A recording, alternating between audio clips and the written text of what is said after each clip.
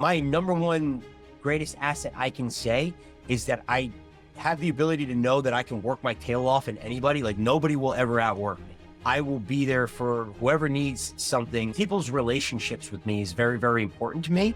And that's really important to have in somebody that's in this kind of field. It can't just be a dollar sign, or it can't just be another number or an athlete. I have 150 athletes right now. I know their hometowns, I know their families, I know what their thesis is. I know all these things because that helps me be a strength coach. Welcome to the Performance Initiative Podcast. Our goal is to provide you and ourselves with the tools to be the best versions of ourselves. We are your hosts, Dr. Grant Cooper and Dr. Zinovy Meyler.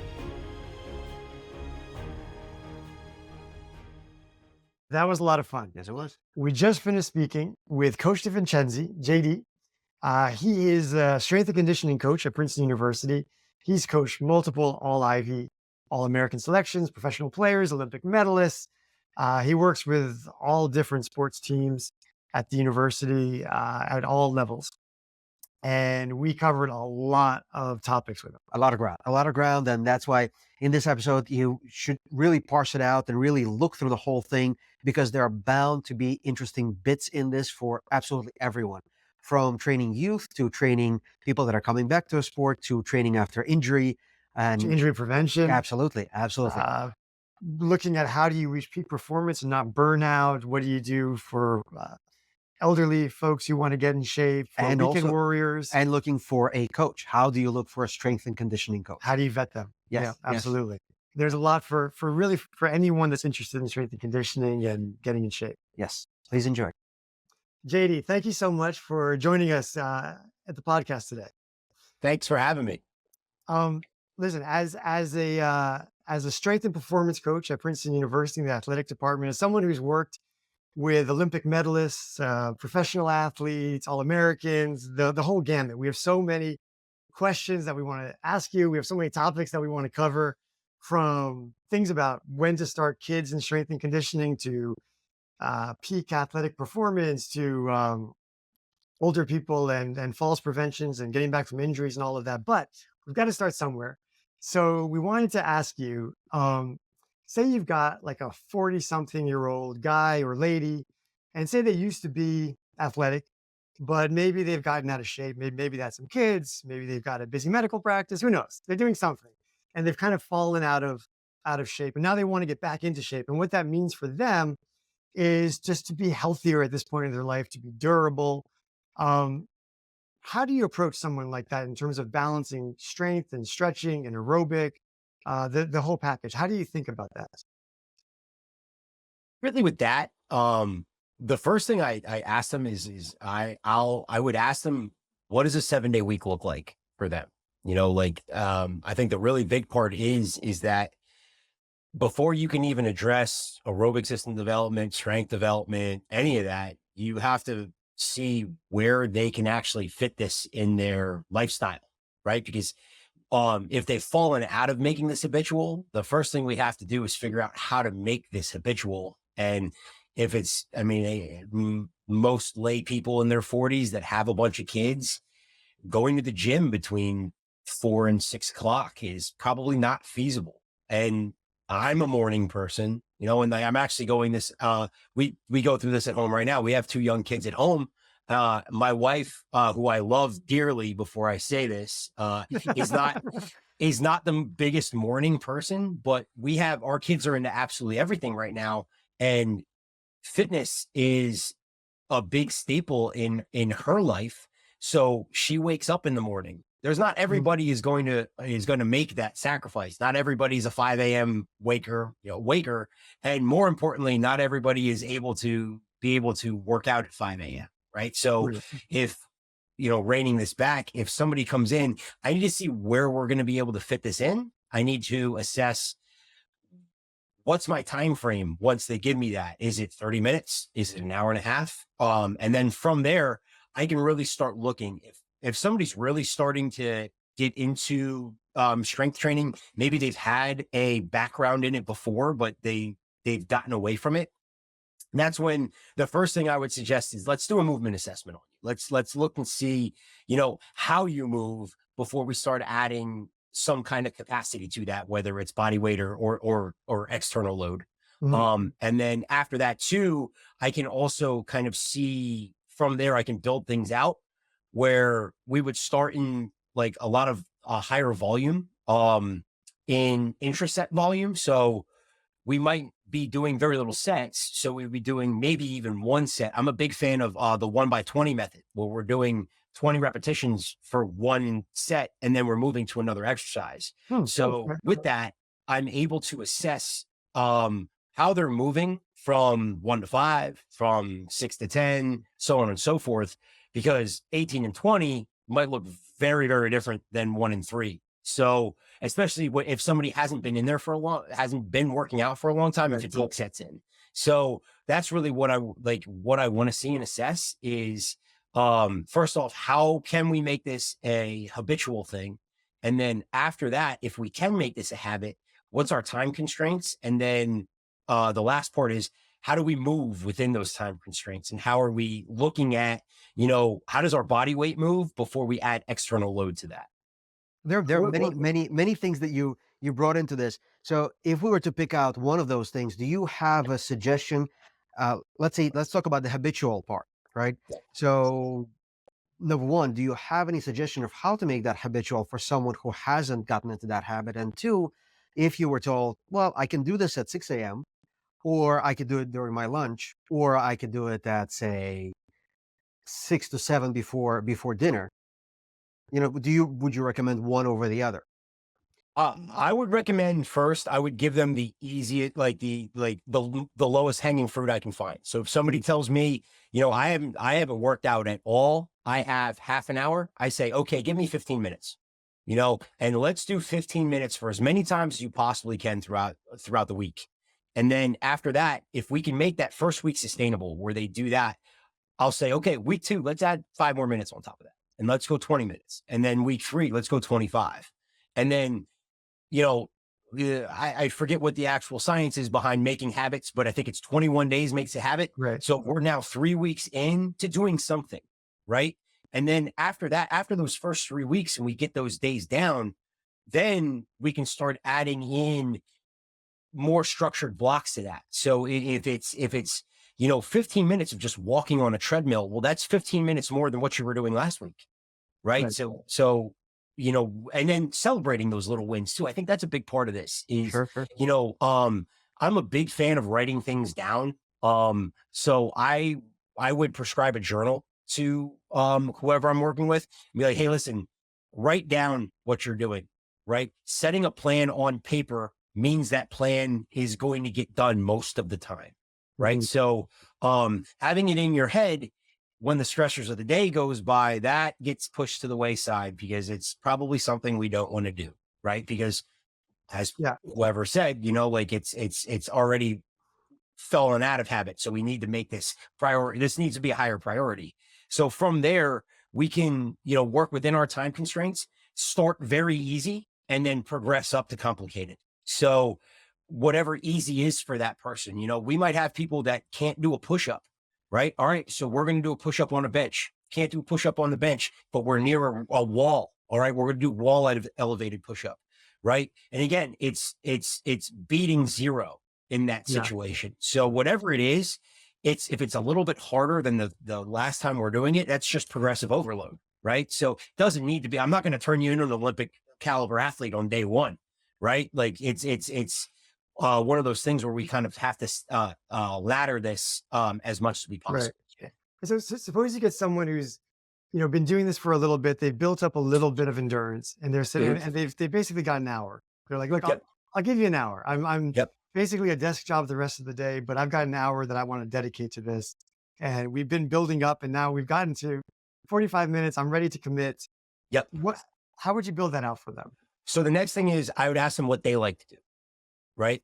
I am of the minority of people that love squatting. Right. I squat a lot. There's not a lot of people that like to barbell back squat.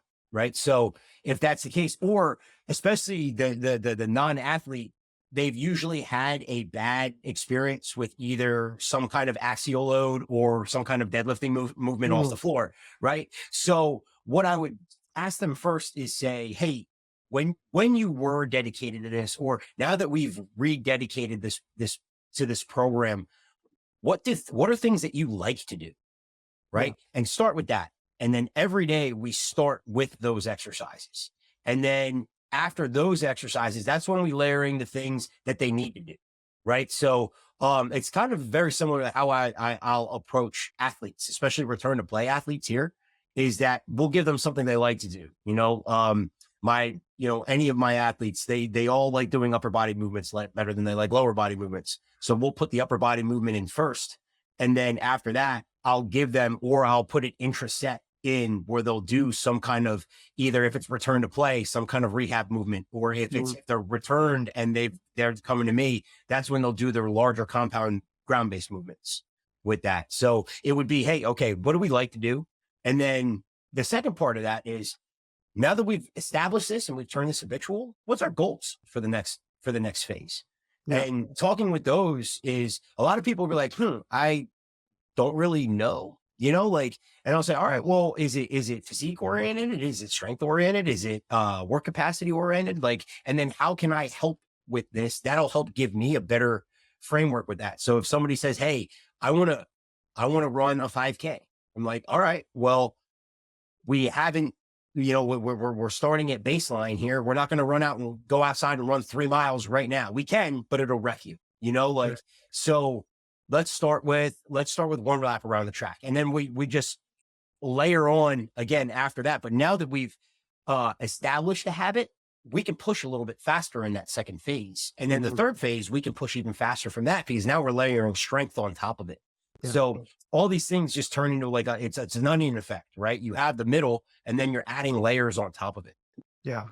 Why do you like the 20 reps of one set? Is there something about that? It's for me, it helps me as a coach be able to coach movement better, right? Like we talk about in strength and conditioning, we talk a lot of times, we're coaching athletes on moving better, not necessarily the movement. Both work interchangeably, but my goal isn't to add a maximum amount of muscle mass in here. A lot of times that could actually be a detriment to their sport. Yeah. But I want to see how well they can move under an external load, and then see if I can make them more proficient with heavier external load. So starting off with the 1x20 method, it helps me see if rep 1 and rep 20 can look exactly the same, so that we can establish movement proficiency, so that once we start adding in heavier external load, that proficiency is not compromised. So that's really what we're looking for here. What also really helps with too, is it really, really helps with exercise or weight room specific endurance. We're doing 1x20 method, and this isn't body weight and jumping jacks and any of that stuff. We're still doing loaded movements here. By the time they're done, when they get to rep 20 and having to look picture perfect on each one of these, once they get into sets of 3, 4, and 5, that's cake for them, because they've now established this base amount of work capacity with the 1x20 method. Does that help you identify some of the weaker links in their movement? 100%. And that's really so I work with group settings. I very rarely ever work with one athlete at a time. So I have to look at and write a program for, my smallest team right now is 14 athletes and my largest team's 27. So I have to write a program for everybody, but that's where the buck kind of stops. So we'll look, and I'll be able to, especially with some of these methods, we also do movement screenings with our athletic medicine staff. But looking at this, I can then look at different athletes and assess where their weak points are, so that I can reduce the potential for injury, but also bring up any lagging points. So if I'm looking at, a barbell back squat, and I have 5 racks, each rack's going to look differently with an individual athlete in there. So I can look and say, hey, your issue with the squat is actual glute and hamstring strength. Your issue with the squat's lower back. Yours is upper back. And from there, I can actually program in then, when we're doing our accessory work, what I need to actually bring up, so that they're doing this as safe as possible, so that I can add more load on top of them when it comes to a strengthening phase. Friends, we hope you're finding value in the content. If you're enjoying what you're watching, please consider hitting the like button, help us with our YouTube algorithm. Consider subscribing to the channel and turn on the notification button to stay up to date with everything going on in the channel. So since squats got brought up a couple of times, I have to ask you, do you recommend going into a full squat, or do you have them stop at 90 degrees? Uh, I stop it right at 90 degrees. Yeah. I don't really see, like, I do understand. I think with, if you're doing it with body weight, like if we're doing a warm up, I actually tell them to go lower than low. But when we're doing it with a loaded barbell, Yeah. like I joke all the time. My friends are power lifters, and I say, you don't get extra points for going below parallel. You get points for you get three white lights for hitting parallel, and that's it.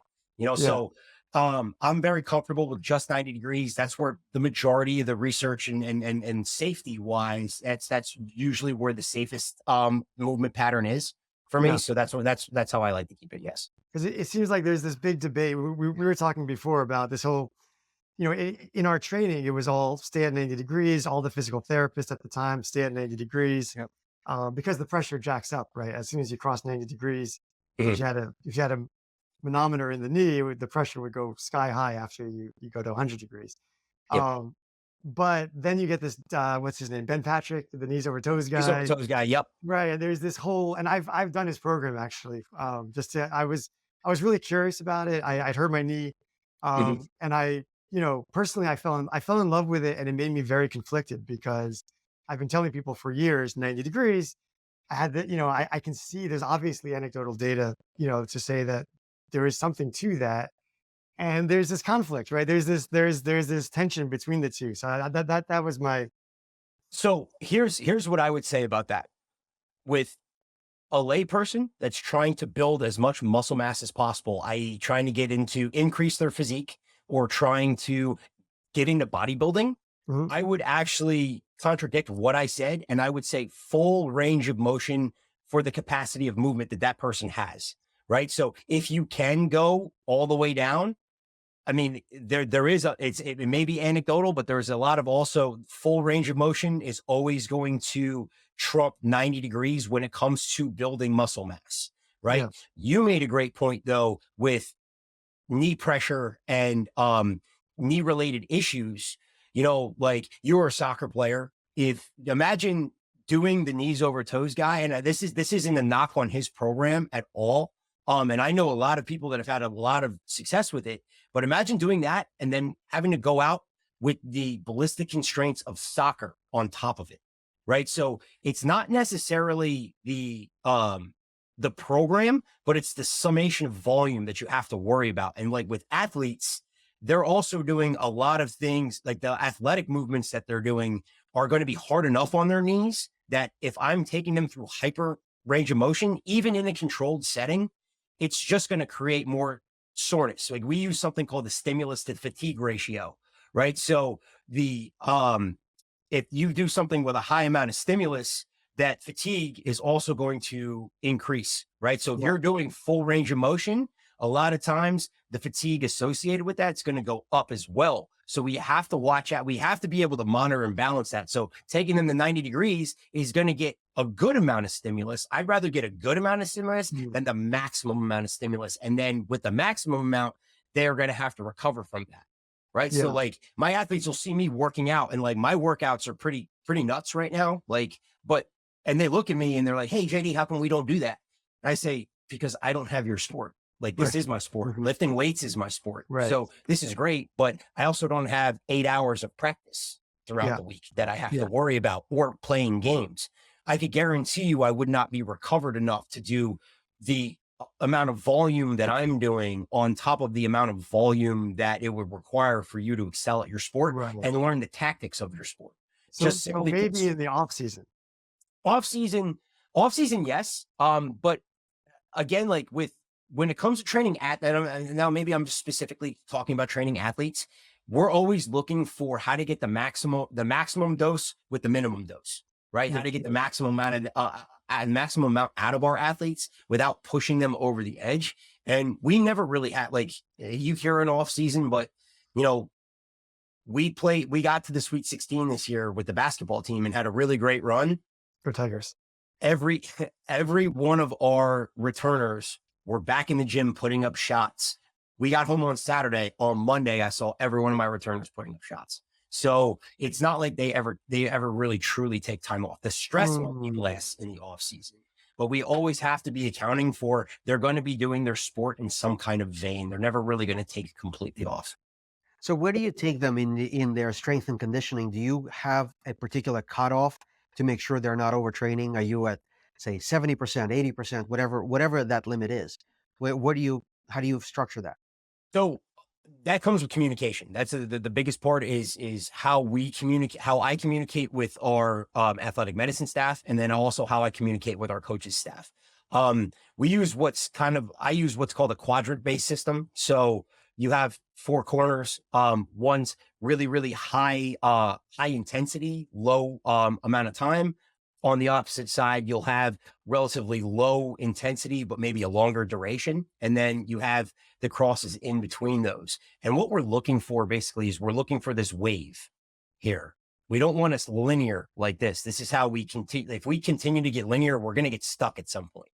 So what I'm trying to do is wave our athletes throughout the week so that we can peak and then super compensate when it matters, which is game time. So that comes with conversations with our coaching staff. So what I'll do in season is actually we'll talk as a coaching staff and we'll see when the hardest day in practice is, which is going to be the hardest day, shortest duration. And I'm going to match that in the weight room.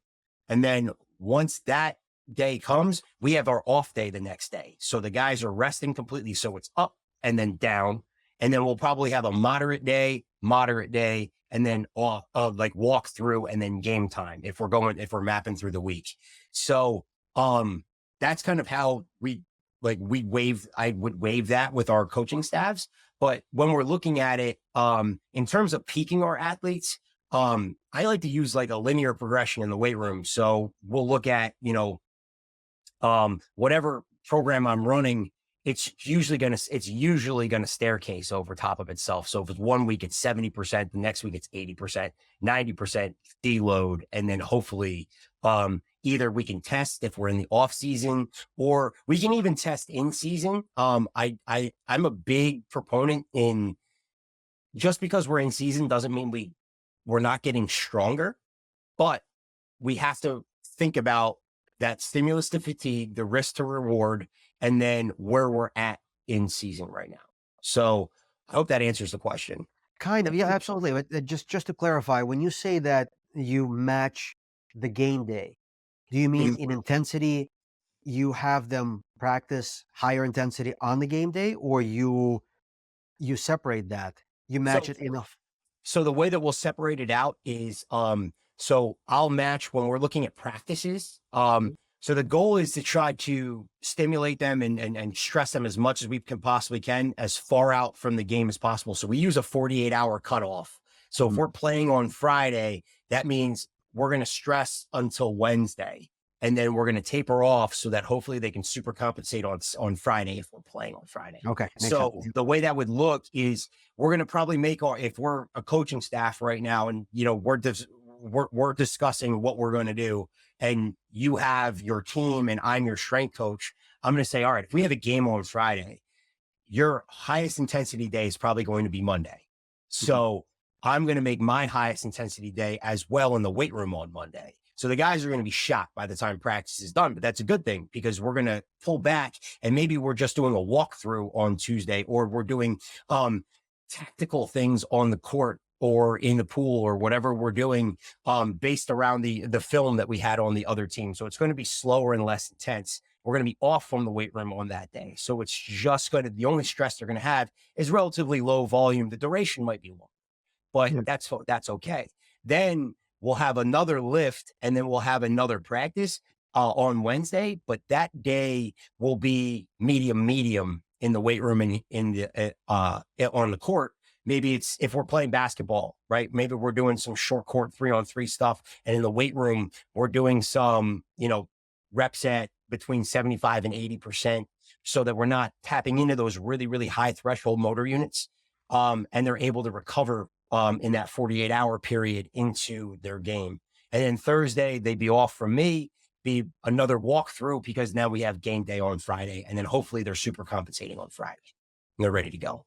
And so that would be, sorry, No, go ahead. No, that would be, if you were to apply that to a weekend warrior format, right? You would kind of do something similar. Someone who is about to go on a tennis court, let's say they have a game on Saturday.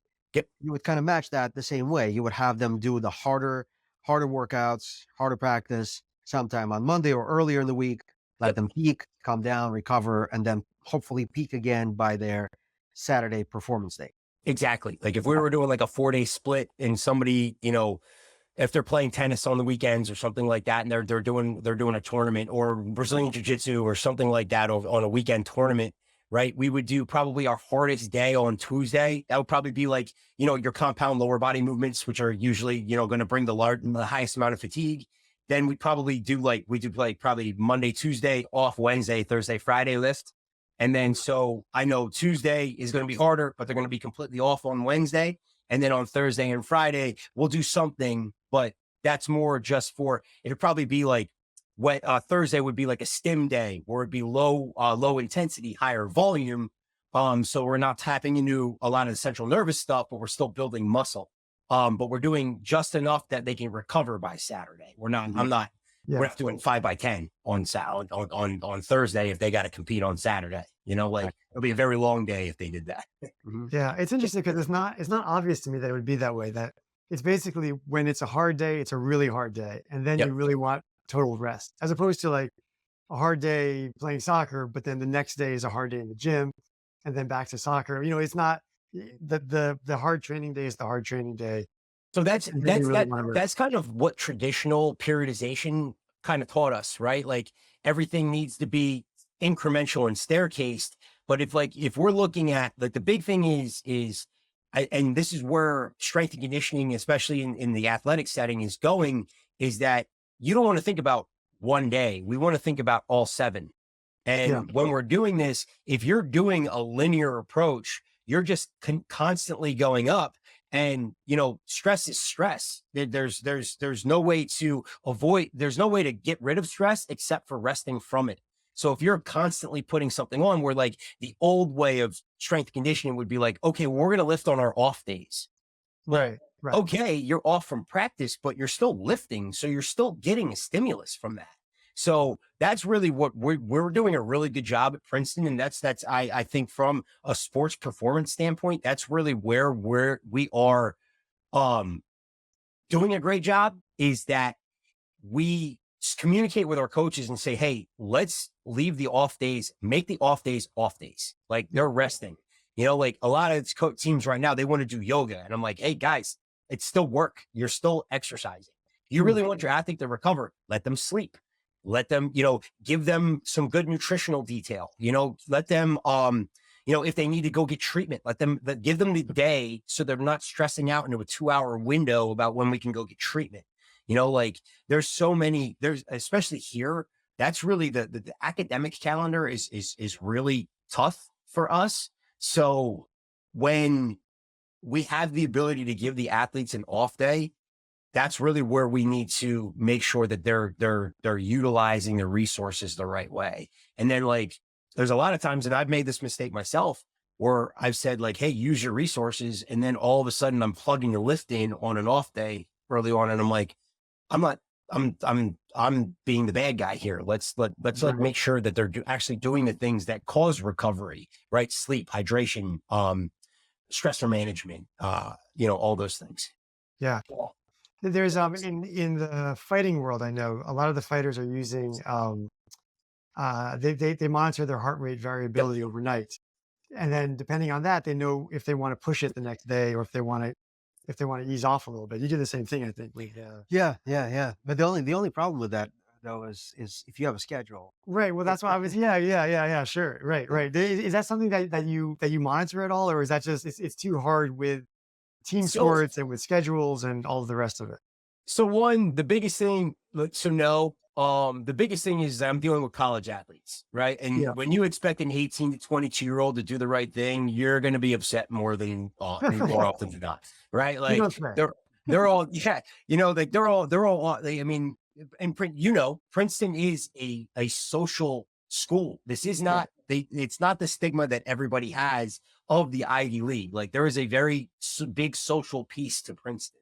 Yeah. So, with our athletes, like that's one, a lot of the data that's coming out with heart rate variability too is that it's just that it is so variable that adding a precise algorithm to this is it works for some, doesn't work for others, Yeah. right? That's where like you see a lot of the error with some of these wearables and stuff like that. Yeah. So,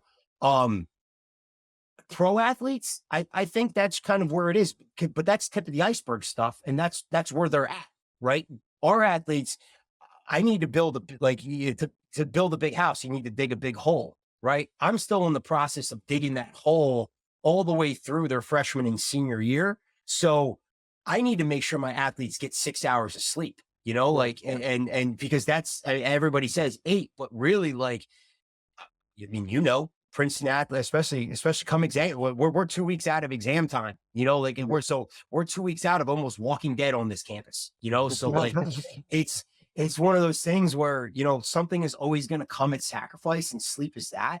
It's the same thing with like supplementation. I tell our athletes all the time, like, unless you have all the three big things dialed in, which is your sleep, your nutrition, and your hydration, you can spend money on supplements, but if you really want them to work, you have to have those things buttoned up and dialed in. It's the same thing with like HRV and variability. So like to rein this back in, like while I don't want to sound like I'm talking bad about like wearables and stuff like that, because what I do think they do a really good job of is establishing habits, because it gives you objectionable feedback. It's not subjective. It assigns a number to something, which is good or bad. It's more good when you're starting to see, all right, well, my sleep score has been in the red for 3 days. Well, yeah, I've been out partying for 3 days, or, I've been in the green because, oh man, I've been at home and I've been able to sleep for 8 hours a night.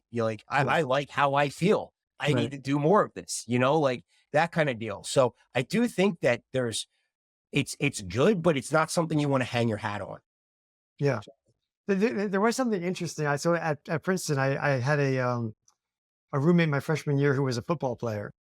And the amazing thing that I found with him was that in the first half of the year, he was really dialed in, like, because he was playing, he was in season. He was so good about, coming back to the dorm, doing his work. Everything was just dialed in perfectly. And he did really well. In the springtime, when he had a lot more time, the wheels came off. He got, there was some probation issues. It was just, and you could see how, without having the structure of the sport as, all consuming for him, it was easier to kind of let loose, and then all sorts of chaos started to happen. But it's just interesting. I was surprised, you can see how having that structure really helps people, even though it takes up so much time. Yeah, 100%. And that's like we talked about, like how we really don't have an off season. It is a good thing, right? Like Yeah.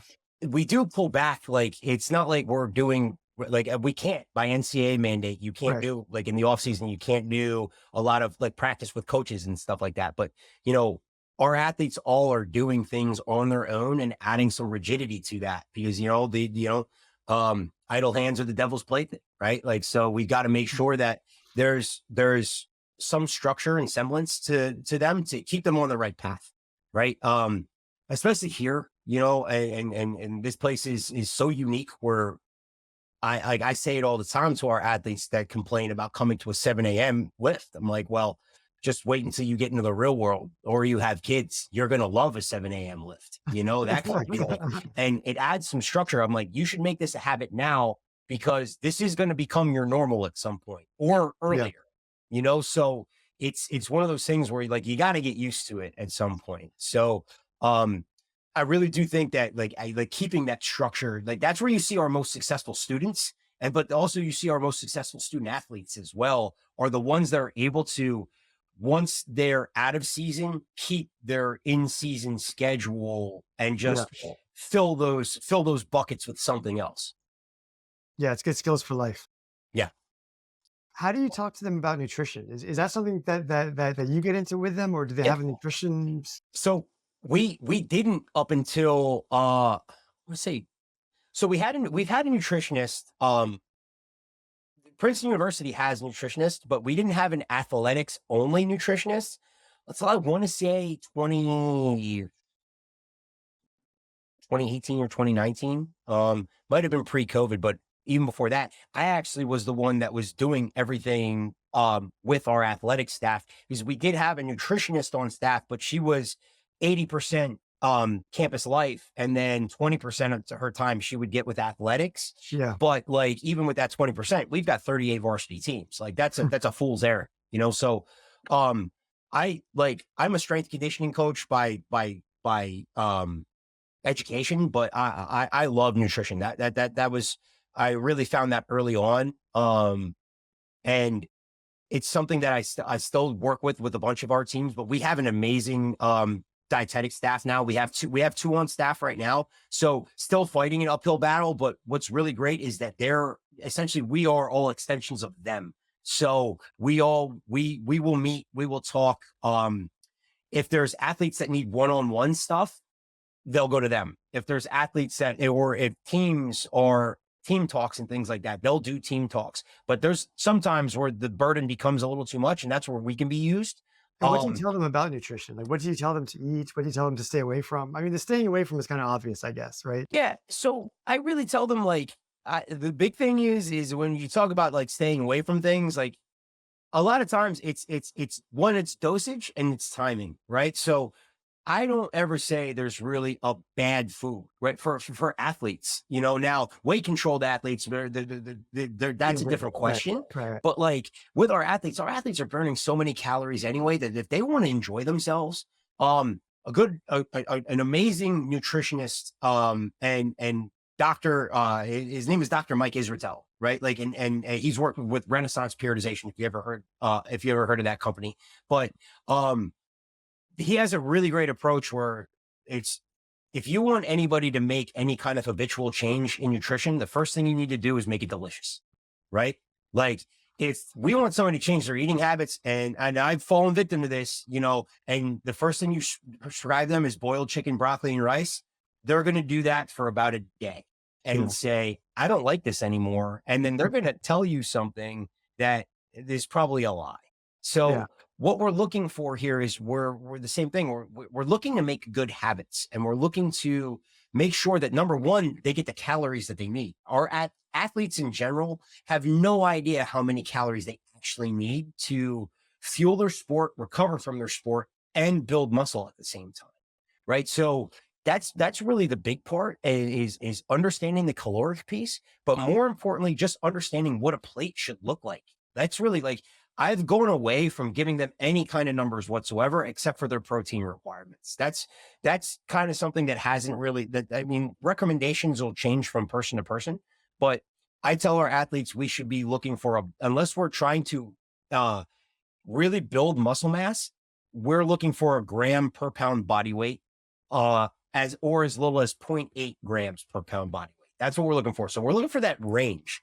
And then they say, okay, well, what does 200 grams of protein look like? And I say, all right, well, if we're building a plate out, I want you to make sure that you have half of the plate have some sort of starch or carbohydrate on it. And then the upper half of that plate, half of that is going to be protein, and the other half of that is going to be some kind of vegetable. And you're going to be good if you have your 3 square meals and then the snacks that we provide you at our fueling station. That should cover it for everybody.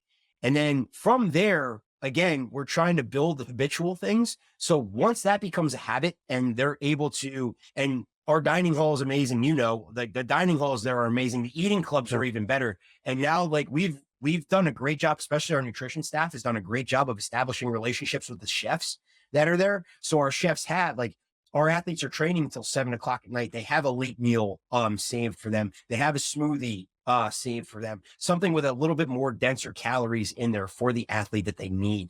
But that's really what I do. Now I'll educate them on feeding versus fueling, right? And my take on this is I do a 90-10 approach to this.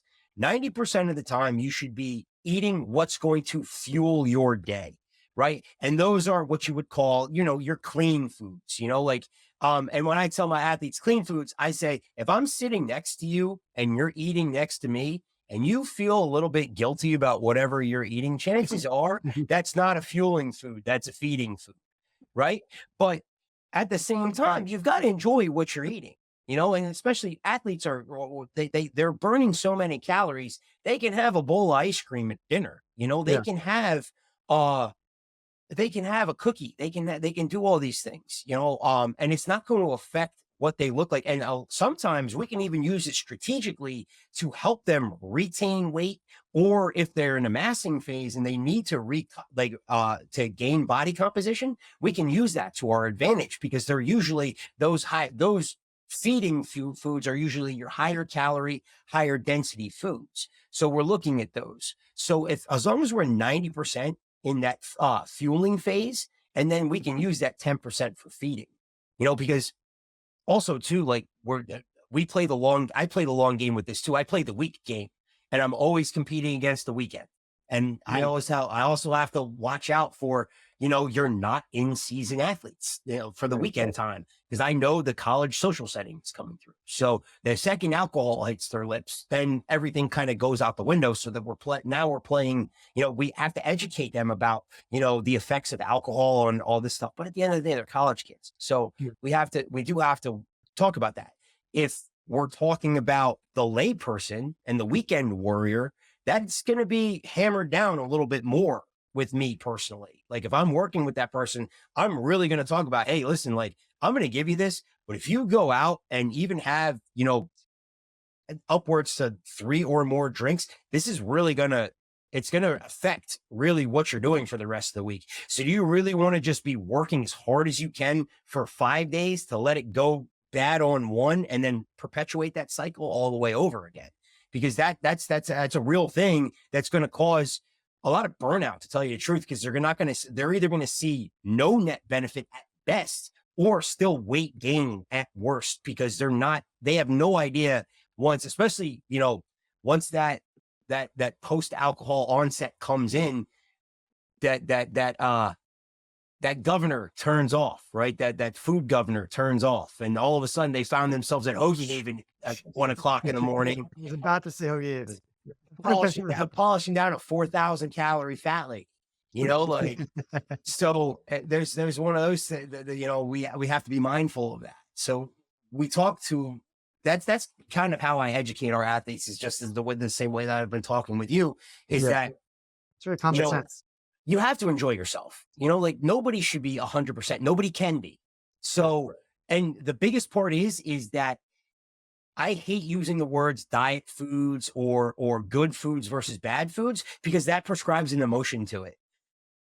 Nutrition is easy, right? Nutrition is numbers. That's it. What's complicated are humans. So when I can give you the numbers and all that stuff, but then all of a sudden you're at your I'm Italian, right? So like I have a huge Italian family. Mama Mangie loves to cook for her grandson. So when I go there, I'm not even thinking. Like, and Mama will give me. She'll be like, "You can diet some other time. You come over to Mama's, you can have the good food." So that kind of stuff. Like, but a lot of people assign this emotional tactic to this, where they feel guilty when they enjoy themselves, and they feel crappy when they're regimented. And then it's just like, all right, well, you're not enjoying any of this. So we got to find a way to kind of reprogram your thought process, where discipline and motivation, like motivation's always going to wane. Discipline is always going to conquer over that. So we've got to make sure that we're disciplined when we're motivated, or we're disciplined when we're not motivated. But we also have to know that sometimes you just have to enjoy yourself when it comes to feeding. Just to get back to the protein requirement, I personally have found, and maybe I've gone about this the wrong way, but I found it difficult to fulfill the gram per pound requirement, because once you start thinking about this, so for me, I'm 170, Okay. And so 170 grams of protein in a day, that becomes quite difficult. I have a protein shake in the morning. That's 30 grams at best, right? I try to have a bar sometime in the middle of the afternoon. Maybe that's another 10 grams. And then you start thinking, well, whey-based protein, meat-based protein is more bioavailable than Mhm. than plant-based protein. So you're not getting really gram for gram of bioavailable protein. Yep. And so, when it comes down to the end of the day, for me personally, having a busy day in the middle there, it becomes difficult. And speaking about emotion, then I start thinking, okay, well, I'd love to have a steak, but then, well, red meat, too much red meat over the course of the whole week. Well, now you have to think about other things. You want to have a balanced diet, even thinking about colon cancer potential of Yeah. overeating red meat. So, is it actually easy? And I'm thinking about this the wrong way of getting that 170 grams for like someone like me. It is. And so there's a couple of ways to go about this. So there's a lot of there's mixed emotions when it comes to, red meat versus white meat versus these types of things. And I could read you 50 studies that tell you that red meat is fine, and then I'd find 50 studies and I'll tell you you'll die the second you touch red meat to your tongue. Like everybody likes to be extremists in this. I tell people, whatever kind of protein you like, make sure that it's the leanest possible most of the time, right? Mhm. So it's that 90-10 rule again. So I'm a huge red meat guy, so I eat red meat almost 7 days a week. So, and like you want to look, I have got my bloods here. Like I'm fantastic. So it's like one of those things where, like, but some people aren't me. A lot of people aren't me. I would actually say 7 billion people on this planet aren't me. Right. So it's one of those things where, like, also there's some people who are not wired to process different types of proteins differently, Yeah. so when it comes to that, I tell people all the time that whatever protein you're ingesting, make sure that it's, like you said, lean. The more lean it is, the more bioavailable it is. So, it's the chicken thighs versus the chicken breast. It's the London broil versus the ribeye. Like, you're looking at this, you're looking at, it's the pork loin versus the rib. Like, you're looking at all these different things, right? So whatever it is, though, the leaner the cut, the higher the protein content is. So there's the first part that can put you ahead of the 8 ball on that. The second part is everybody thinks that the shake approach is the best choice, but there's a lot that goes on with when you consume liquid proteins versus when you consume solid proteins, right? So with the liquid bioavailability, it's actually a little less than it is with the solid, because the solid, you're going to take some longer, it's going to stay in your system longer, so it's going to allow your GI tract to absorb it faster, whereas like liquid gets in and gets out, empties in the gut. That's why you prescribe protein shakes versus a steak post workout, right? So when we're looking at that, I would say one of the biggest things for the weekend warrior, especially for the adult in the room, is meal prep.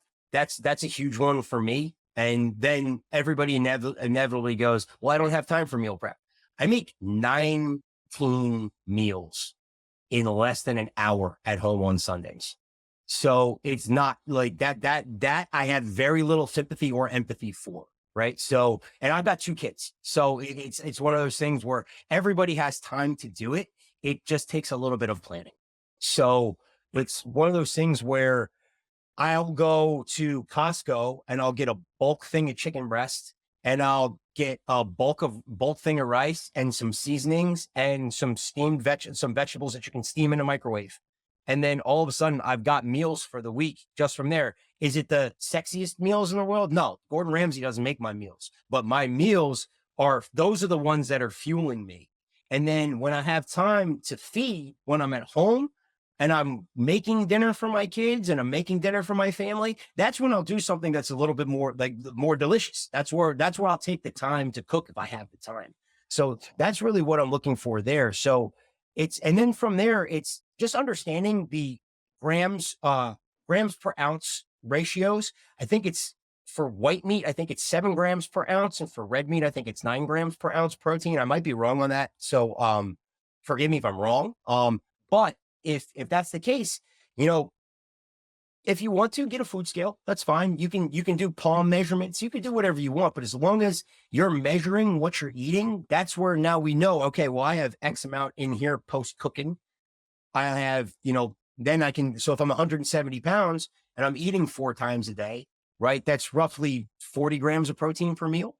So I need to, a little bit over. So that's what I need to look for. That's the range that I need to look for there. If I'm eating chicken and I need 40 grams, that means I need 6 ounces of chicken there. So then it becomes a little bit easier. And once it becomes like, I've been doing this for a long time, I pretty much eyeball everything at this point. Like I don't even need a food scale, but food scale again gives you objective feedback and it's easy and they're cheap, so like it's one of these things like bento boxes are cheap. Bulk carbohydrates are cheap. Like the most thing you're like before COVID hit and before, inflation and all that stuff, I used to do videos with our athletes on how I could do my entire week's worth of meals for under $50. So it's one of those things where it's not expensive to be able, it just takes a little bit of time and a little bit of prep, but that's what it's one of those things where it comes back down to habitual priorities, right? And that's where my priority is I know that if I want to continue to perform at the rate that I want to perform, I still have some strength goals I want to hit. I'm doing some hard conditioning and stuff like that. I need my fueling to be able to fuel that performance. So I need to think ahead. I really like that fuel versus feed. Yeah. Because it puts you in the right mindset too of what you're putting in your body. The Yeah. purpose that you're doing it. I like that. Can we pivot for a second and go to something specific? So let's say, how do you approach stretching?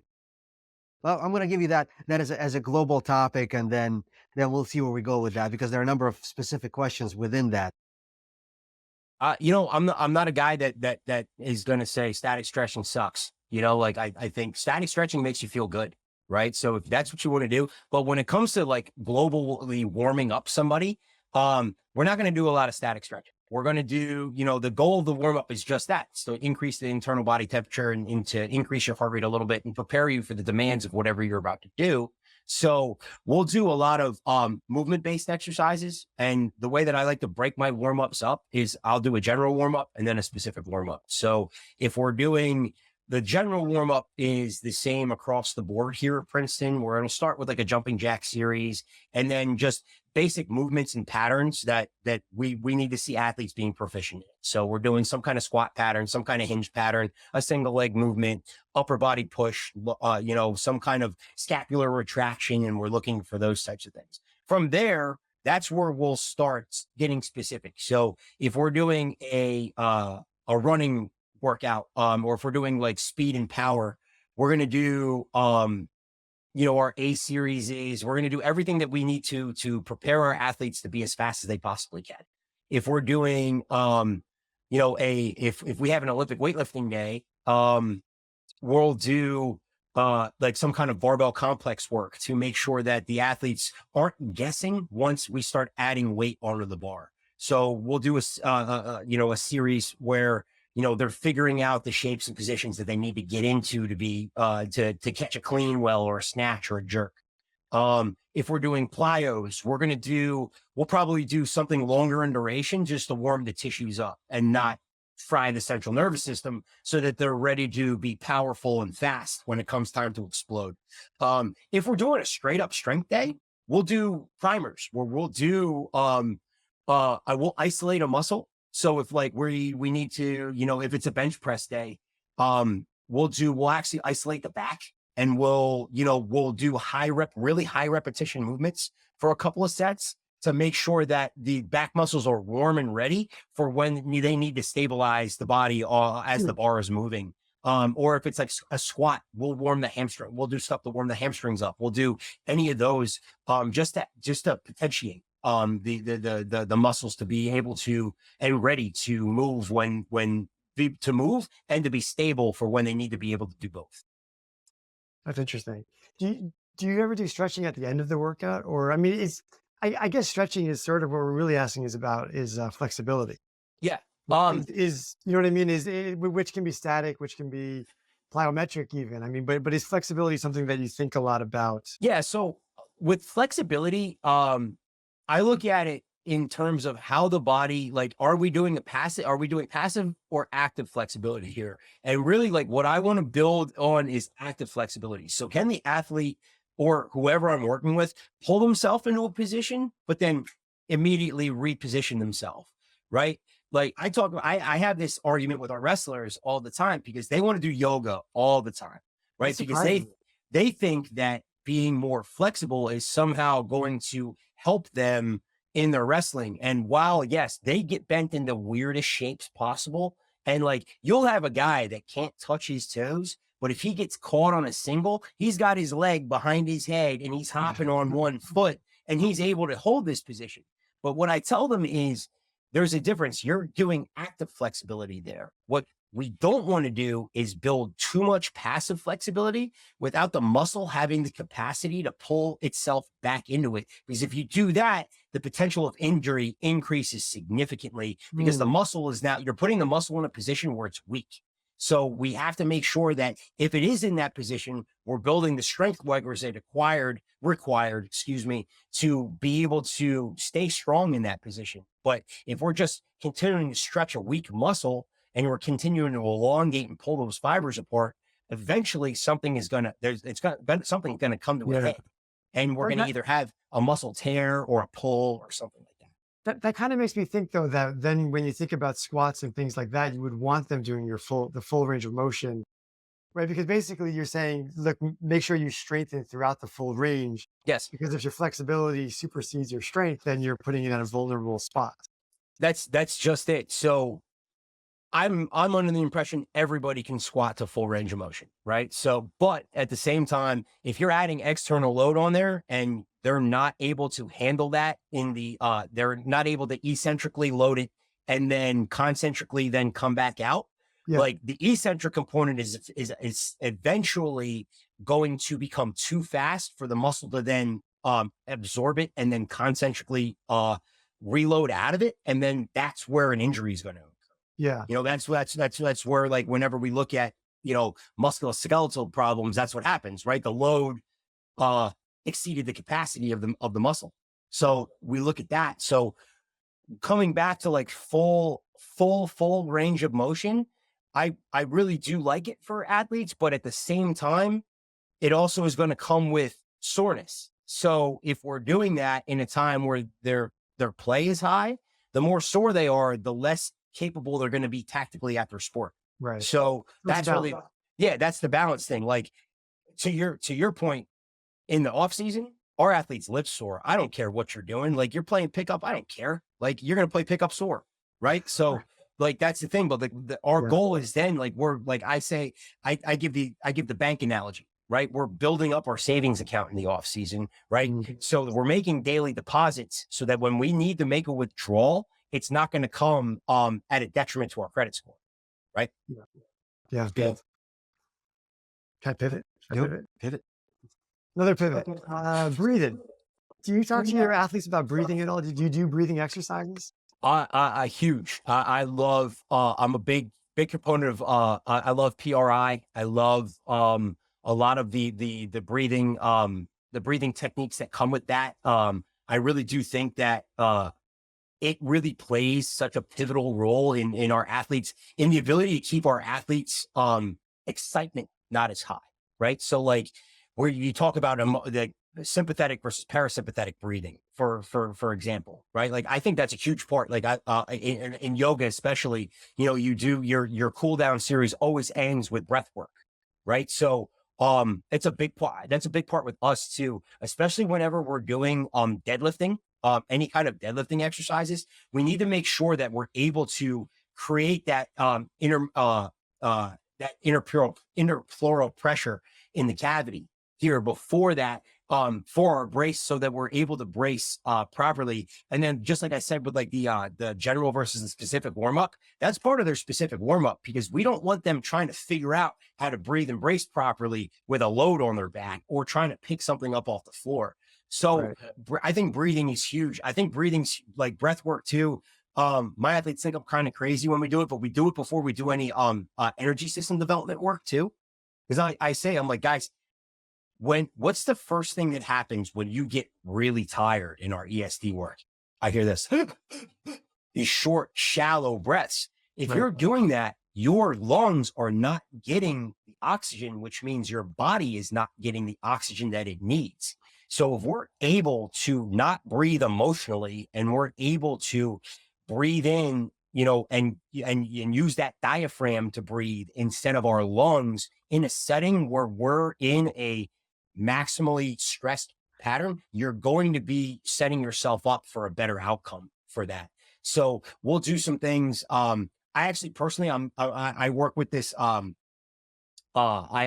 ordered this bite guard that I want to work with soon. That a former MMA champion, Boss Rutan, came out with, where it's essentially doing what those old altitude masks used to Right. kind of tell you that it does, where it's training your diaphragm to breathe. It's not taking away oxygen or anything like that, but by biting down on this thing, it makes it harder for you to inspire, so that when it comes time to breathe back out, you're making your diaphragm work harder, which is going to make you be able to breathe in more, breathe in deeper, and get more oxygen in per breath. So that's something big. I don't think that'll ever get passed to use with our athletes. And I personally probably wouldn't use it with our athletes. It's just too risky. We do have some athletes that we, especially our hockey players, because it's big in hockey, is the mouth tape.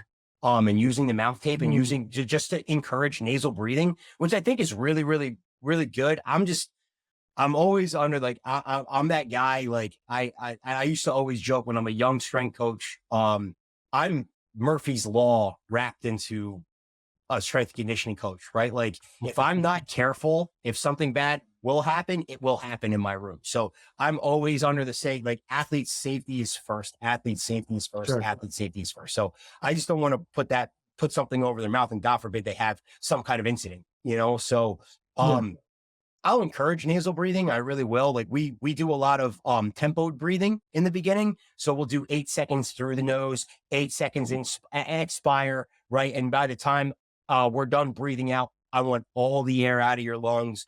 And then we add holds into that. So like my swimmers, who are my underwater warriors, they're great. So their holds will be longer. Like my wrestlers and stuff like that, they struggle with just holding for 2. So, and that's actually how we'll build, just like we would build with adding weights to a 1 rep max. We'll build with time without taking a breath in, and then working that when we breathe in, we're breathing in slow and controlled through the nose, right? And we're not panicking. We're not taking that panic breath. And then, like with somebody who inevitably panics, I'll be like, if that happens, just reset and try the next rep and go through there. Yeah, that Boss Rutan program, that's a killer in itself. Yeah. Because not even just that mouthpiece, because that's a challenge in itself, but also the exercises. The fire breathing. Yeah. That stuff's legit. Like that was, I mean, I competed in Brazilian jiu-jitsu for a bit. So, that's the whole Gracie family, is very big. Well, like It was very big that. Kickson's breathing Yes. smoke, right? That's Yes. Yeah. What's the routine? I don't know. But actually, I gave it to you as last Christmas. I appreciate the book. Uh-oh. That breathing. Well, So the first exercises are where you expand your whole rib cage, and you really kind of, it really does feel like somebody has been, the next day it feels like somebody's been punching you in the ribs because of how sore those muscles, the intercostals, become. Just as you. That's amazing. I didn't do it. It sounds great. Yeah. Well, I had a really bad back injury 2 years ago. And that was the first thing when I started working with my physical therapist, who I've become really, really good friends with. He's very big in like the PRI work. And with that, there always comes breathing. There's the balloon breathing. There's the diaphragmatic breathing that you do with that too. And that's really what got me into it. And like just how crazy it was that I couldn't breathe properly was, like I joked around. I was like, here I am, I can lift all these weights and stuff like that, but I'm lying on my side, having somebody try to teach me how to inflate my top intercostals there.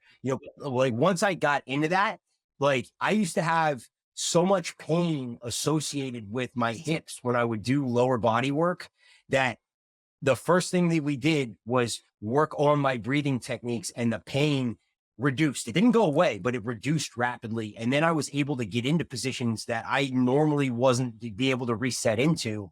And that was like that. I credit Lior with that big time. Like he was a really big help with me with that as well. And now like I'm completely pain free when it comes to lower body activity. And why do you think the breathing helped your back? You think you were bracing better, or your muscles were tightening up in your So intercostals? my muscles have become so tight because as a side effect of lifting, like you need to brace and you need to bunch up. But the problem is when you do it so much and for so often, and you neglect these small things, which is what I was doing, you know, as I was getting older, those things were bunching up and Yeah. they were refusing to release. So adding that breath in was causing me to create small spaces in these areas that were allowing areas to open back up, increase mobility, and then cause that relief so that we could actually reset my movement patterns after that. Yeah, that's cool. Did you ever do Wim Hof breathing? I'm just curious. I was thinking of it especially for like swimmers because Our baseball coach was a huge Wim Hof guy. I think it's cool. Like, I mean, I never did any of his methods. I know like most of it was, I'm not really like super read up on his breathing exercises, but I know most of his methods have to do with cold immersion and then, that's and sort of focusing the half breathing of there. it. Yeah, I did Wim Hof for a year or two, and half of his work is the cold immersion, but Yeah. the other half I would say is his breathing technique. And just the reason why I thought of it was because for swimmers, you can hold your breath. It's amazing, like just by doing his breathing techniques is essentially a hyperventilation. Okay. And then at the end of it, you're exhaling completely and you're just holding your breath like that. And you find really quickly you can hold your breath for 2 minutes, 3 minutes. It's kind of remarkable. And it's just the blood chemistry. It's Yeah. basically not tricking, but it's changing your blood chemistry and allowing you to go without breathing. And I wondered if, especially with swimmers, if that was something that, that they would find useful in any way. But maybe not. But yeah, with swimmers too, you have to be careful because you could go hypoxic under there. Well, you definitely wouldn't want to do right before you jump in the Yeah. pool and swim. Oh, That would be okay. very, no, that would be a terrible idea. But just in terms of training your body to be okay without oxygen in it, Yeah. so that then when you go swim, your body's more accustomed to So it. yeah, I mean, like I know that they do that at practice all the time with their underwaters. So like when I'm doing it with us, that's where they'll extend out. So most people will be put on in my programs. Most people will be put on a 3-second hold to start. Like that's kind of the base, and Yeah. then from there. But like most swimmers, I'll start with a 5, if not a 6, when they're doing there, and they're holding for that long, and then they re-inspire. So Yeah. it's probably a smaller dumbed down Right. version Like of a that, school. but yeah. Interesting. Yeah, the Wim Hof has kind of there was a wave of Wim Hof interest through BJJ Yeah. community just because of that cold immersion and how you deal Oh, yeah. with that shock because some people have compared it to the shock of the competition or the shock of being almost submitted, and how do Yeah. you deal with that? You can breathe through it and kind Right. of get accustomed to it, and there's that secondary. Stay calm when your sympathetic nervous system is going nuts. Using the Exactly. breath work to keep yourself Yeah. Well, level.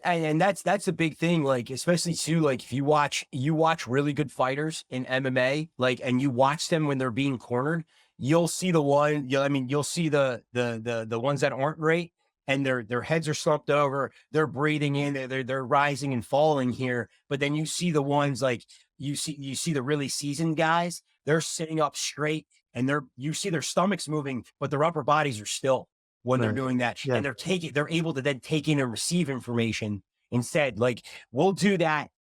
We won't do that with breathing, but I'll do that sometimes with our athletes like if we're doing some kind of, especially like those high glycolytic threshold ones, just I call them the hockey shifts, 45 seconds of brutality on an echo bike. And then I'll ask them questions while they're recovering, and just see like how their minds are processing being tired. Right. So like, it's really interesting That's a seeing really some of great that. idea, actually. Yeah. It's like because it forces you. It's a different kind of exercise, really. Like, right, Yeah. you're forcing them to exercise and be alert and exercise their mind and their central nervous system while they're totally fatigued. Yeah. And I mean, that's really like, in my personal opinion, that's the closest you can get to sport, right? Like, Right. because that's what you're doing. You're processing and tactfully working through information in a fatigue state, right? So if you can do that, like, I mean, again, we can, you can never generate the amount of forces it's going to take in any kind of running event, right? In the weight room, you're just sprinting is just infinitesimally too high, right? Mhm. But what you could do is you can put them in the same kind of fatigue state and then make them process information another way. Right. So that's really like, that's one of the things that we've been doing recently. And I can't take credit for that. That's one of my colleagues here turned me on to it. But I think it's really, especially with our wrestling team, like that's one of the big things is like, you're never truly resting, even when like, you're in a timeout, you're in between periods, so how are you taking the information that you're getting and processing that? Are you doing it in a positive or a negative way? And can we look and see, like, we can add objectionable feedback to that too. Like you could have a checklist. Like this is something that I've been thinking about using, before, and I'm probably going to introduce this in our summer programs when we're not, anywhere near competition with any of our athletes, Right. but actually have a checklist and see how many things you get right and how many things you get wrong once I fatigued you maximally. Right. Yeah. So, that's kind of just one of those things where, or it's interesting to kind of I like that a lot. that's art of strength conditioning, right? Like, I don't know how many papers are published on that, but it's something fun. Yeah. And it's that kind of a skill, right? I mean, you generally think of it as another skill that you have them increase their cognitive ability after Yeah. that stress. So that Yeah. it's basically repetition, right? The more you have run them through it, the better they're going to get. Exactly. And then in theory, the more complicated you can make the task while they're recovering, the better they're going to be when they're actually doing their sport. Yeah. I mean, the really interesting thing would be to look at, like, to give them a task that's difficult, like test them before, then have them do those tasks while Yep. they're fatigued, and then see if when they're not fatigued, Yep. if There's a lot of I would improvement there. imagine that it would Yeah. improve a lot because they're not fatigued and, it'd be easier. Yeah. Some Princeton student out there is going to take this and run with it. Yeah. There's a Yeah. study of that for I sure. just hope they do it under my supervision because they'll Yeah. take it and run with it and Dylan. And then all of a sudden I'm getting a phone call from them saying, hey, well, JD told me to do it. um, can I pivot? Do it. There was something you mentioned before about post-activation potentiation. Yes. Could you talk about that?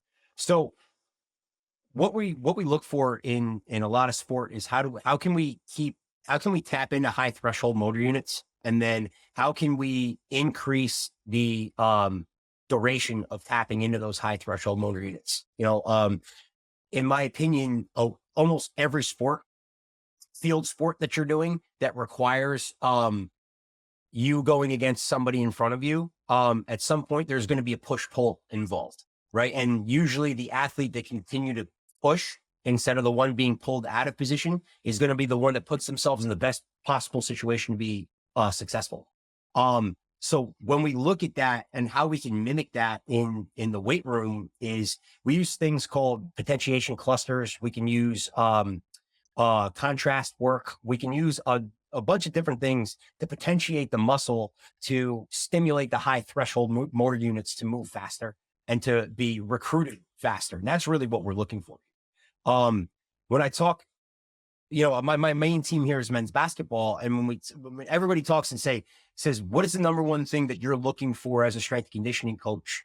I tell them, I want us to consistently out rebound the teams that we're playing. If we do that, the amount of shooting that we do and the percentage that we can shoot at, if we're giving ourselves more chances and opportunities to shoot, in theory, the better chance we're going to have of scoring and winning. So I'm looking for, all right, well, if we need to be able to rebound better, we need to be able to withstand other objects pushing down on us and then be able to, when that happens, apply force and leave the ground as fast as possible. So how can we do that in the weight room? So what we use is we use different things to move around the force velocity curve so that we're starting with something that will cause us to move very slowly. And then we're going to finish with something that can move very, very fast so that we're moving at faster rates. And then we're overcoming at the end. And then turning on those high threshold motor units. So what I'll do is, I'll first test their vertical jump.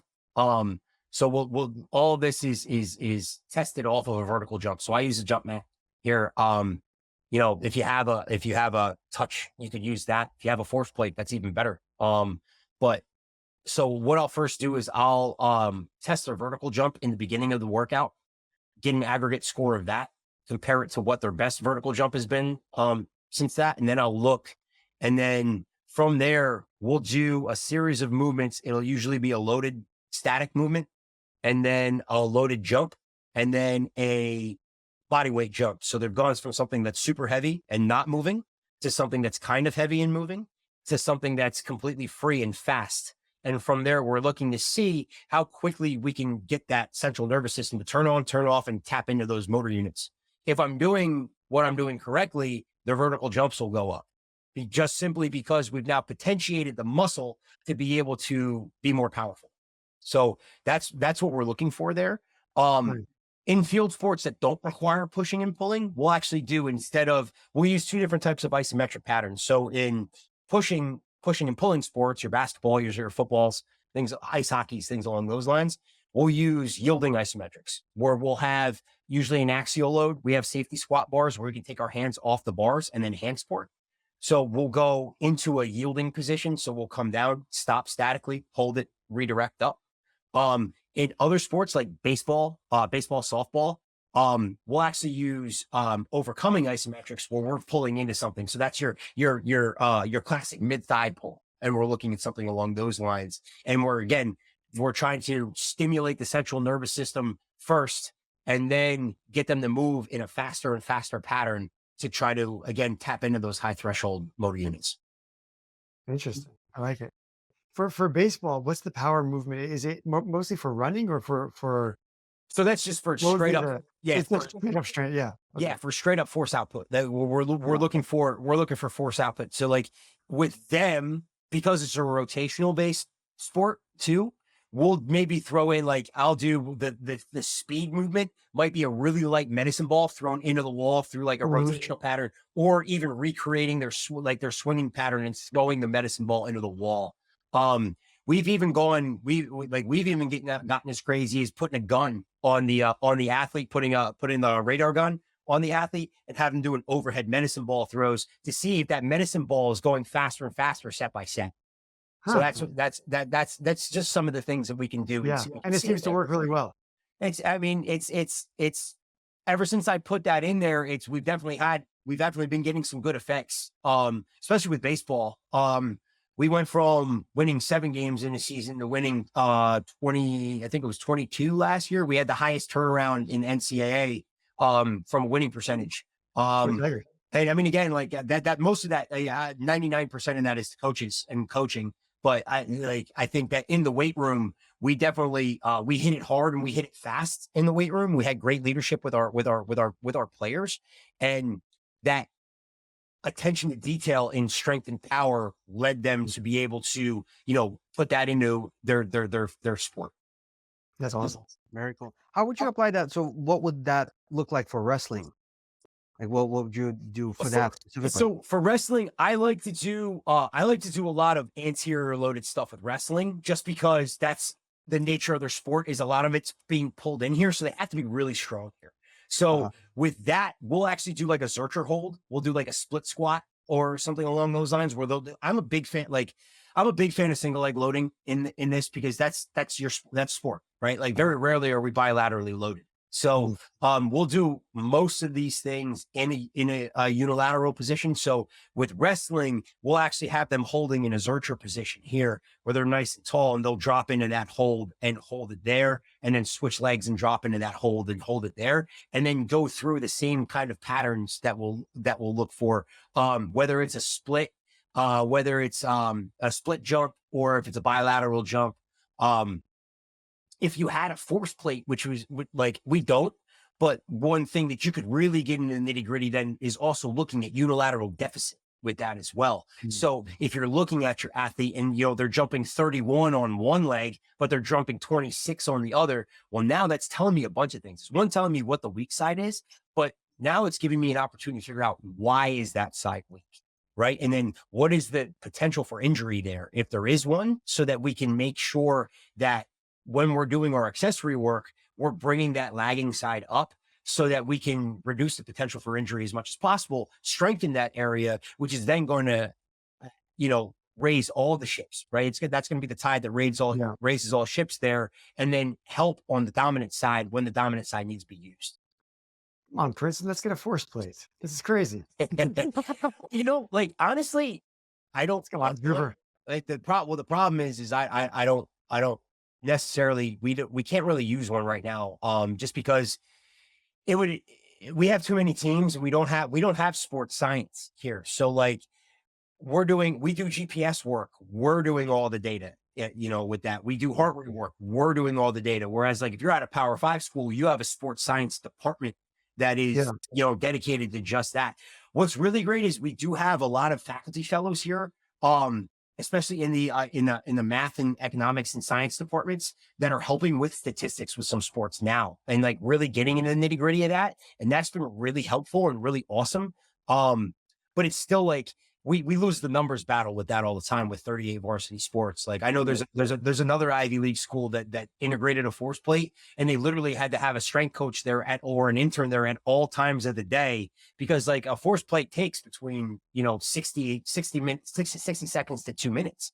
So if I got a team of 15 guys and it takes 2 minutes a guy, that's a half an hour, so I don't have half an hour, so like I've got to figure out like what's more important to me.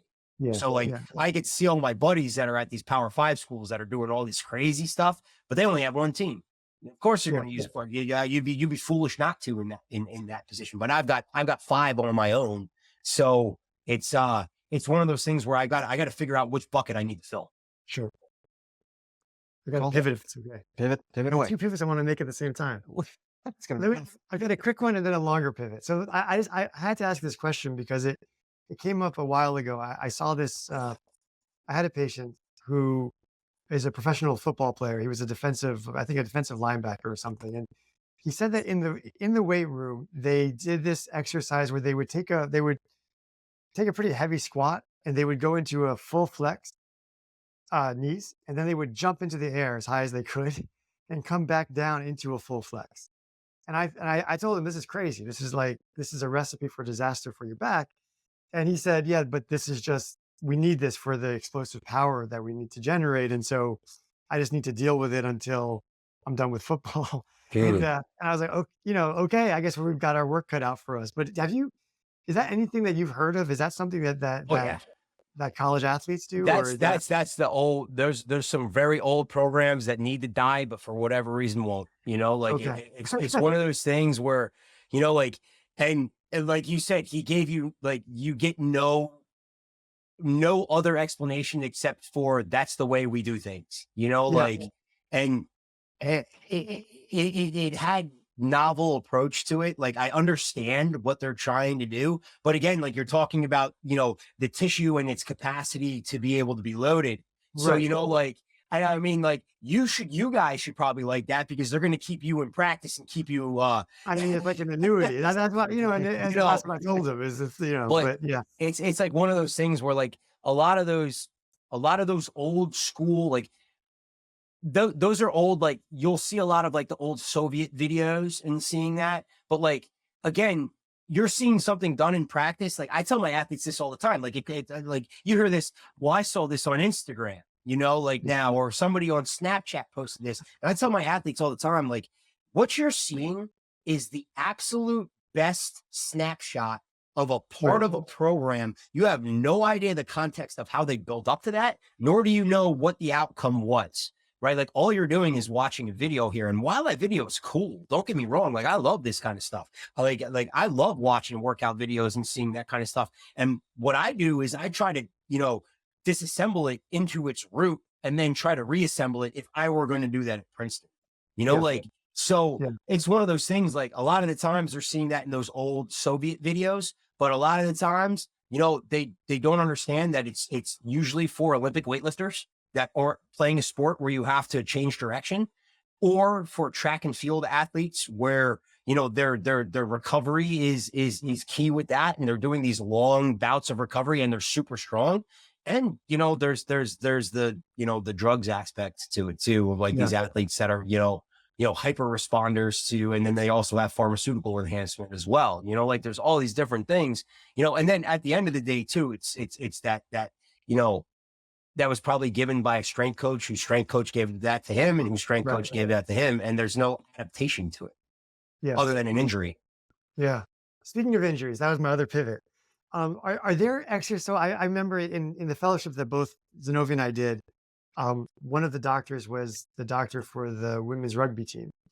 And something that she would talk about a lot is strengthening hip abductors in the women's team to prevent ACL tears because of Yep. the shape of the pelvis and the knee and the angles. Are there things like that you feel are important for injury prevention? Yeah. I'll leave it there and see what. 100%. I think that the number one thing that you can do to prevent an injury, and you're never going to be able to prevent an injury, right? Like, so we use the term reduce the potential for injury, but the number one thing that you can do is get the joint and the joints above it and below it as strong as possible.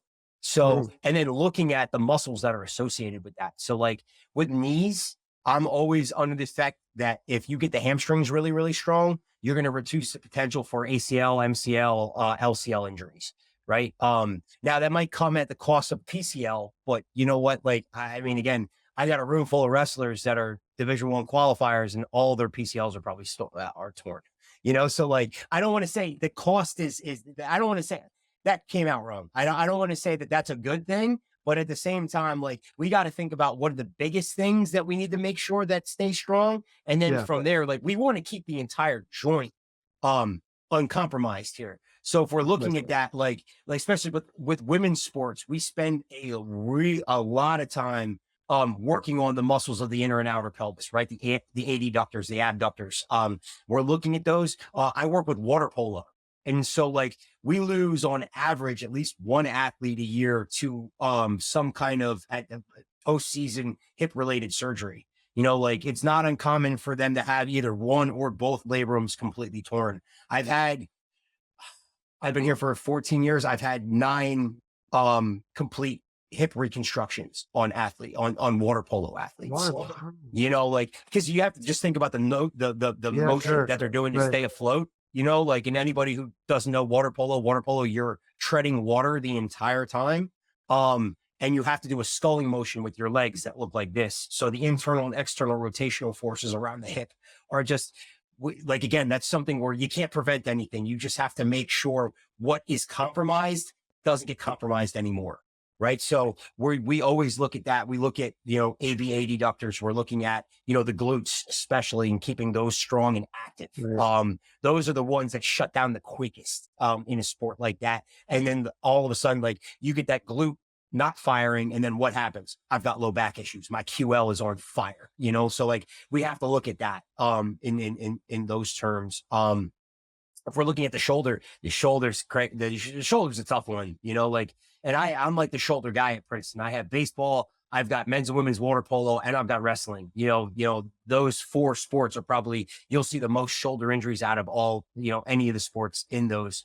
So it's really looking and seeing, is we're in a point in sports performance where we're not just doing external rotations anymore. Like that's if you're doing that, you're doing a disservice to your athletes. So we've got to see how the shoulder's moving in a 360-degree pattern. And luckily, we have amazing athletic trainers here. We really do. And we have one PT on staff.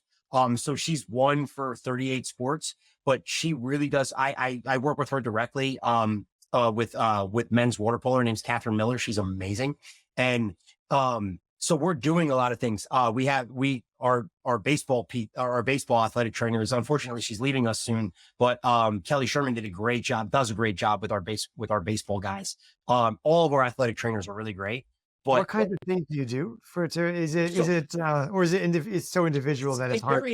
Very individualized. I mean, you guys know the shoulder is such a weird, like shoulders and hips are the worst when we get those kinds of injuries because of the 360-degree nature of all of them, especially the shoulder. So the shoulder, I defer to our athletic trainers all the time for the shoulder.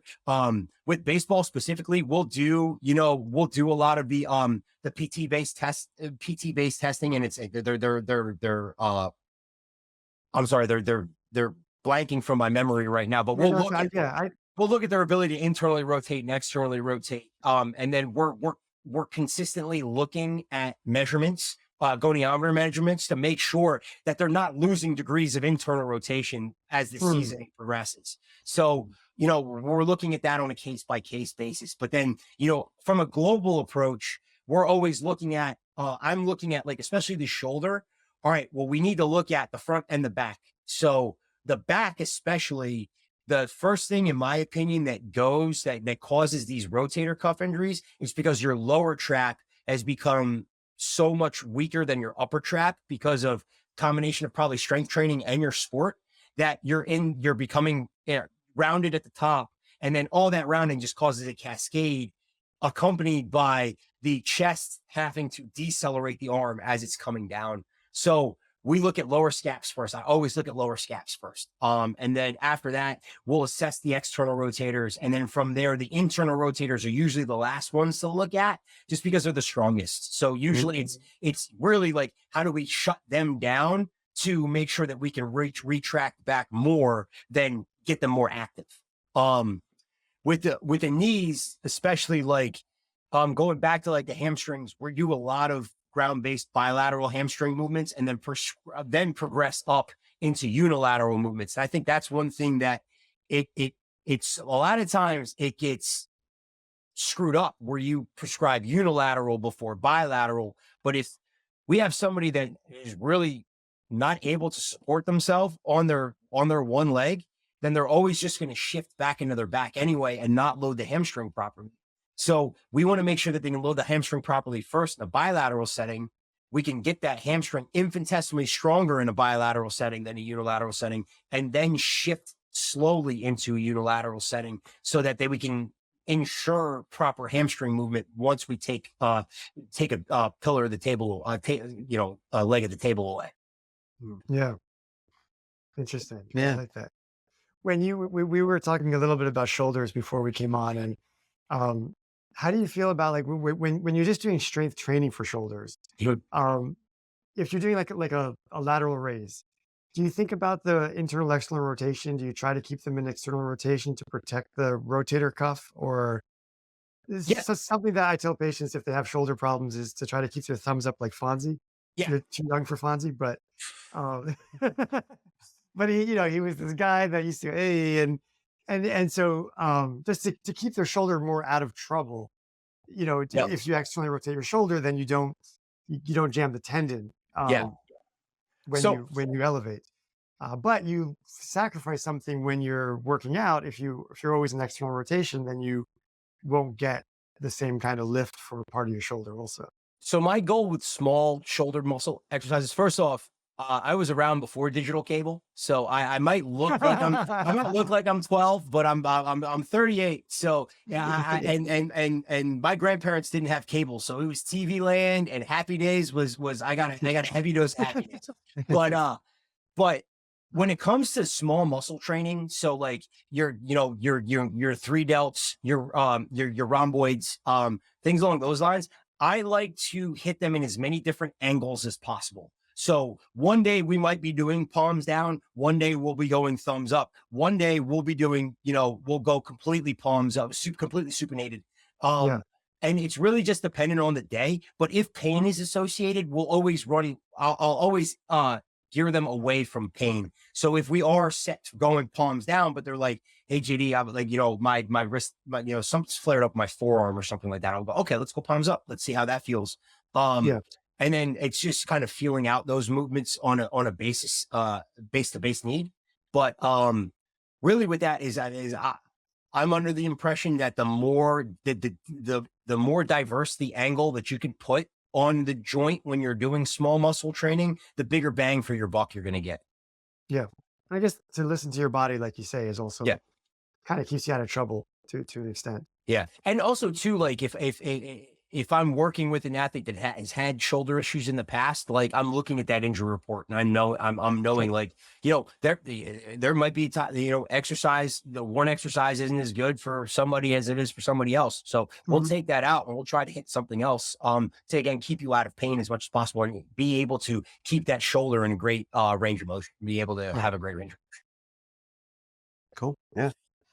Mind if we pivot to the Pivot. specific? So, just if we were to give you a specific example, because this comes up, just to give people tools to how to think about their conditioning or their goals, right? So, I'm going to give you a hypothetical scenario, which just happens to be less hypothetical in real life because it comes up a lot. So, let's say if you have somebody, let's say a 60-year-old man who is sporadically active. Plays golf one weekend, rides a mountain bike another weekend. Otherwise, generally healthy now, but doesn't have a consistent exercise regimen. How would you recommend they think about getting into it, taking into account everything that you've mentioned before? Yes, figure out what they like and let them figure out what they like, figure out what's consistent and when they can find all of that out. But in more specific way, if they wanted to think about longevity Mhm. and basically keeping their muscle tone and muscle bulk to the extent that they can as they're aging, how would you have them address their programming? Um, that's a great question. The way that I would do it first is really like look at this whole thing as an energy system development stage, right? So and then we're just playing the long game here and we're playing in waves and steps. So the biggest one first is like I would address the aerobic side of things first in terms of energy systems, right? So we all know that you can't be, if you're trying to have any kind of anaerobic or glycolytic power, you can't get any better at that until your aerobic system is buttoned up and trained. So that's where we always go back to, if you're able to endure something for longer, you're going to be better at whatever you're doing. So what I would look there is first keep them on something that's more longer duration, lower intensity, and longer and a higher volume. So like I don't want to use traditionally the word hypertrophy, right? But I'm working for more muscle endurance. I'm looking for more aerobic energy system development there. And then from there, once they become proficient at that, we'll start layering on things that are slightly harder. And then from there, we can And work sorry, into, sorry, sorry. to just to make sure, when you say like you're working for aerobic, are we talking? Would you have them think of this as zone training, like let's say zone two training, Yes.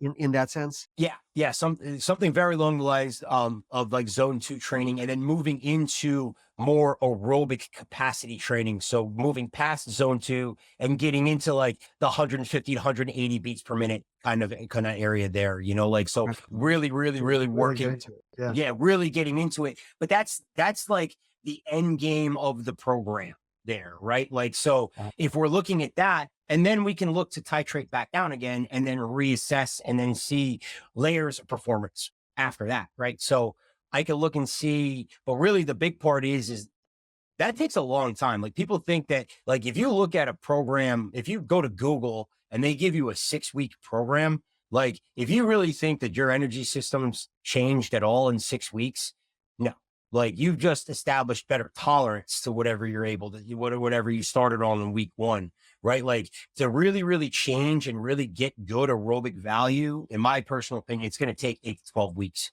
So we need to make sure that we're on track there.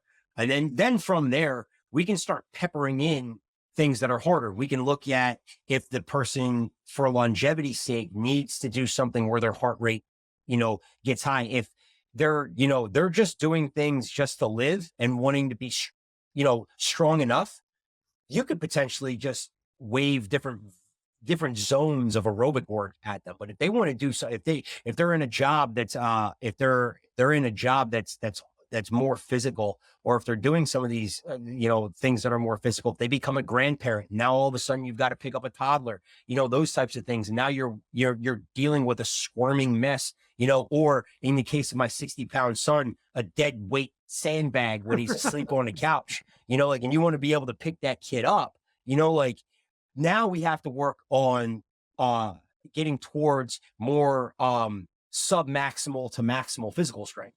So now we can start playing into that. But if we have the aerobic side buttoned up first, it's going to pay off dividends and keep you able to be able to make progress and strides in strength training, aerobic capacity training, anaerobic capacity training, anything of the above that you want to do. And as we get older, those things also, like, it just becomes harder. So like what was easy, when you're 40 is not as easy when you're 60.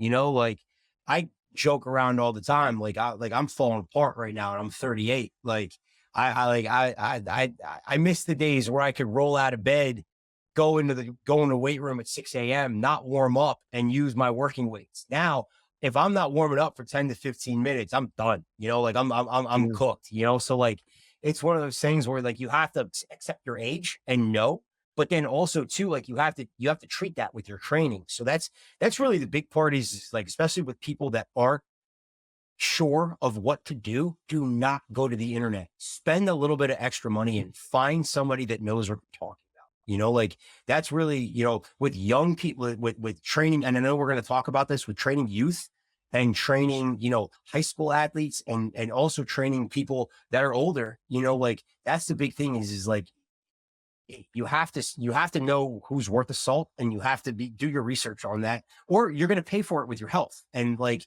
especially as you're getting older, like that's what you got. Like, that's how you stay upright. Like I have a 90-year-old aunt that just fell and broke her hip. And because she was so active, she's back on track already. Usually that's a pretty bad case when you have somebody that age breaking a hip, and now she's mobile and she's able to do stuff. But I credit to being how active she was before the injury occurred. Yeah. So in that scenario, just to make sure, your prescription would be, in general, obviously individuals, it would be aerobic. Yep. Initially, you wouldn't have them at the same time do any kind of resistance or strength Oh no. training per Oh, se. absolutely. No, absolutely. Yeah. Like they're In parallel. yeah, with both. So like it would look more like a hypertrophy, if you want to call it that. But like, I keep going back to the 1x20 because I think it is that it is so good, is that it's one of those workouts, and you can play around with whatever you want to use, but I would be doing, single to multiple sets of rep ranges in the ranges of, 10 to 30 repetitions in that scenario. And as they build more robustness and more endurance, I'll give them more volume. But in the beginning, we'd probably start with single set stuff until they worked up to a tolerance of it. Because again, like we talk about, the best workout is the one you will recover from. So if I throw 5x10 at you on Monday and you've never worked out before, you're not making it to Tuesday, So like, we need to make sure that we're able to recover set to set, workout to workout, day to day, to create that habitual, aspect, so that we can layer on from the aerobic work. Then we can start titrating down and working into adding more intensity and reducing volume, from there.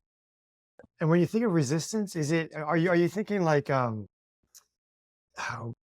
of what I think of as like a college workout, like biceps, triceps, like working all the major muscle groups, or do you work or with an older person, or with anyone? Do you start more with core and think about more like planks or plyometrics, or how do you I think, let me throw another one in there. sure. So do you think more compound movements or Yes. isolated movements? Compound, 100% compound. I think, That's a better especially way. as you get older, I think Yeah. it becomes more important because, again, with compound movements, there's more stimulation of testosterone, even at even at older ages. There's more, you get more bang for your buck with those movements, even if you're doing those movements in modified settings. So that person, you get a 70-year-old client, they might not be able to sit all the way down into a squat, but by just doing the motion and doing the movement and having something axial loaded where they have to brace, that is going to set off the same cascade. So that's kind of what we're looking for there. If you're lucky enough to have somebody who doesn't have compromised movement at an older age, we want to continue that. right? Because that's, again, that's how you keep somebody alive, you know? So like, that's what we're looking for, is keeping the person as mobile as possible into the later stages of their lives. But we cannot have that come with sacrifice of movement capacity, right? So again, it comes down to the muscle's ability to accept the load. So we might have to change things up, you know, like not going from a barbell squat, but use a goblet, you know, like not using a strict bar, but using a trap bar, you know, some things on those, put boxes underneath them. I have a great colleague that works out of, he owns his own gym in Minnesota. His name's Dan Romani, that works primarily with elderly clients, and he's a big 5x5 guy.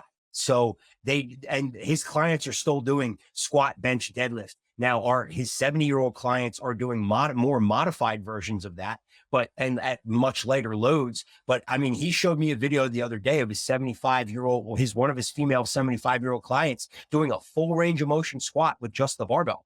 You know, that's a win. You know, that is a huge win in that column, because it's keeping them moving, forcing their joints through a full range of motion in those axial loads that are causing more of a stimulus. We talk about that stimulus to fatigue ratio again. They're causing these high stimuluses to happen. So that's what I would look for. I would look for full compound movements. I would look for the capacity to move, and then start layering volume on top of that. So, you know, to build muscle, you're looking for to use repetitions in the 5 to 30 range. In between, you know, we're looking at if we're looking at percentages in between, I think it's 35 to 70% for true hypertrophy work. So with that, like, that's what we're going to start looking at, and our client or whoever we're working with, their ability to tolerate load. But even if you don't have percentages on there, just look at how they move. Start with the barbell. If they can't use the barbell, use a dumbbell. If they can't use the dumbbell, use their body weight, you know, those types of things. So that's what we would be looking for. And then we will layer on volume on top of that to start stimulating more muscle growth. And when you think of like a set of 20 or 15, whatever, are you looking for the last to go to failure essentially, or do you want it to be not quite to failure? I'd say it depends.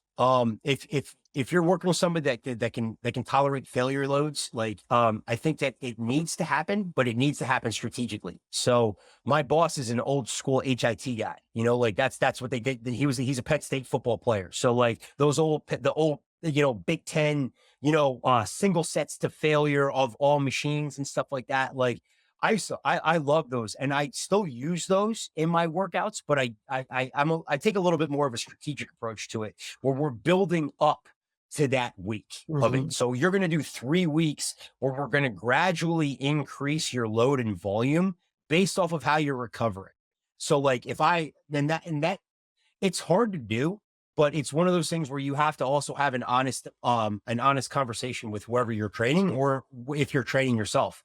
You know, like, if you're looking at, all right, well, I'm sore, but I'm recovered enough to train the muscle group the next time I'm going to train it, then I could probably add intensity and volume to it. If I'm so sore that I like, my muscles are screaming at me when I'm first starting to warm up, I shouldn't add either of those. Or if I felt absolutely nothing from that movement, now I can add more to that. And that's really kind of like what you're looking for there. And then as you work up to that last week, you're adding in strategic volume, and then you're annihilating your muscles. And then that's where we're going to take it to absolute failure. We're going to break down. I might even add some force repetitions in there if I've got a good spotter and I'm ready to do it. And then after that, I'm going to deload the next week. And I'm going to hope that I super compensate. And when I deload, I'm going to use half the weight and half the volume and half the volume on there. So that's kind of like what I would look for through that. And just try to strategically look to do that until you plateau, because you're eventually going to plateau regardless of what you do, you know? So like, that's what I'm looking for. And in a perfect world, if I'm working out and I'm wondering, did I work out hard enough? Did I work out too hard? Ideally, do I want to be going the next time I'm back in the gym? So I work out Monday, I take Tuesday off. On Wednesday, if I'm going back to the gym, do I want to be a little sore, not sore at all? You know, I think how hard I should be working out. You want to be sore enough where you can still move through your full ranges of motion that you need to. That's my opinion. So, and not force those range of motion. So like, there's been times where we've all worked out where it's like, all right, well, I'm just going to suck it up and I'm going to do this thing, like, and the entire time your body's barking at you, like that's not what I'm talking about. I'm talking about like, all right, I'm sore for like, if I'm doing my warm-up weights, I'm sore through my warm-up weights, but by the time it gets to my working sets, I'm good to go.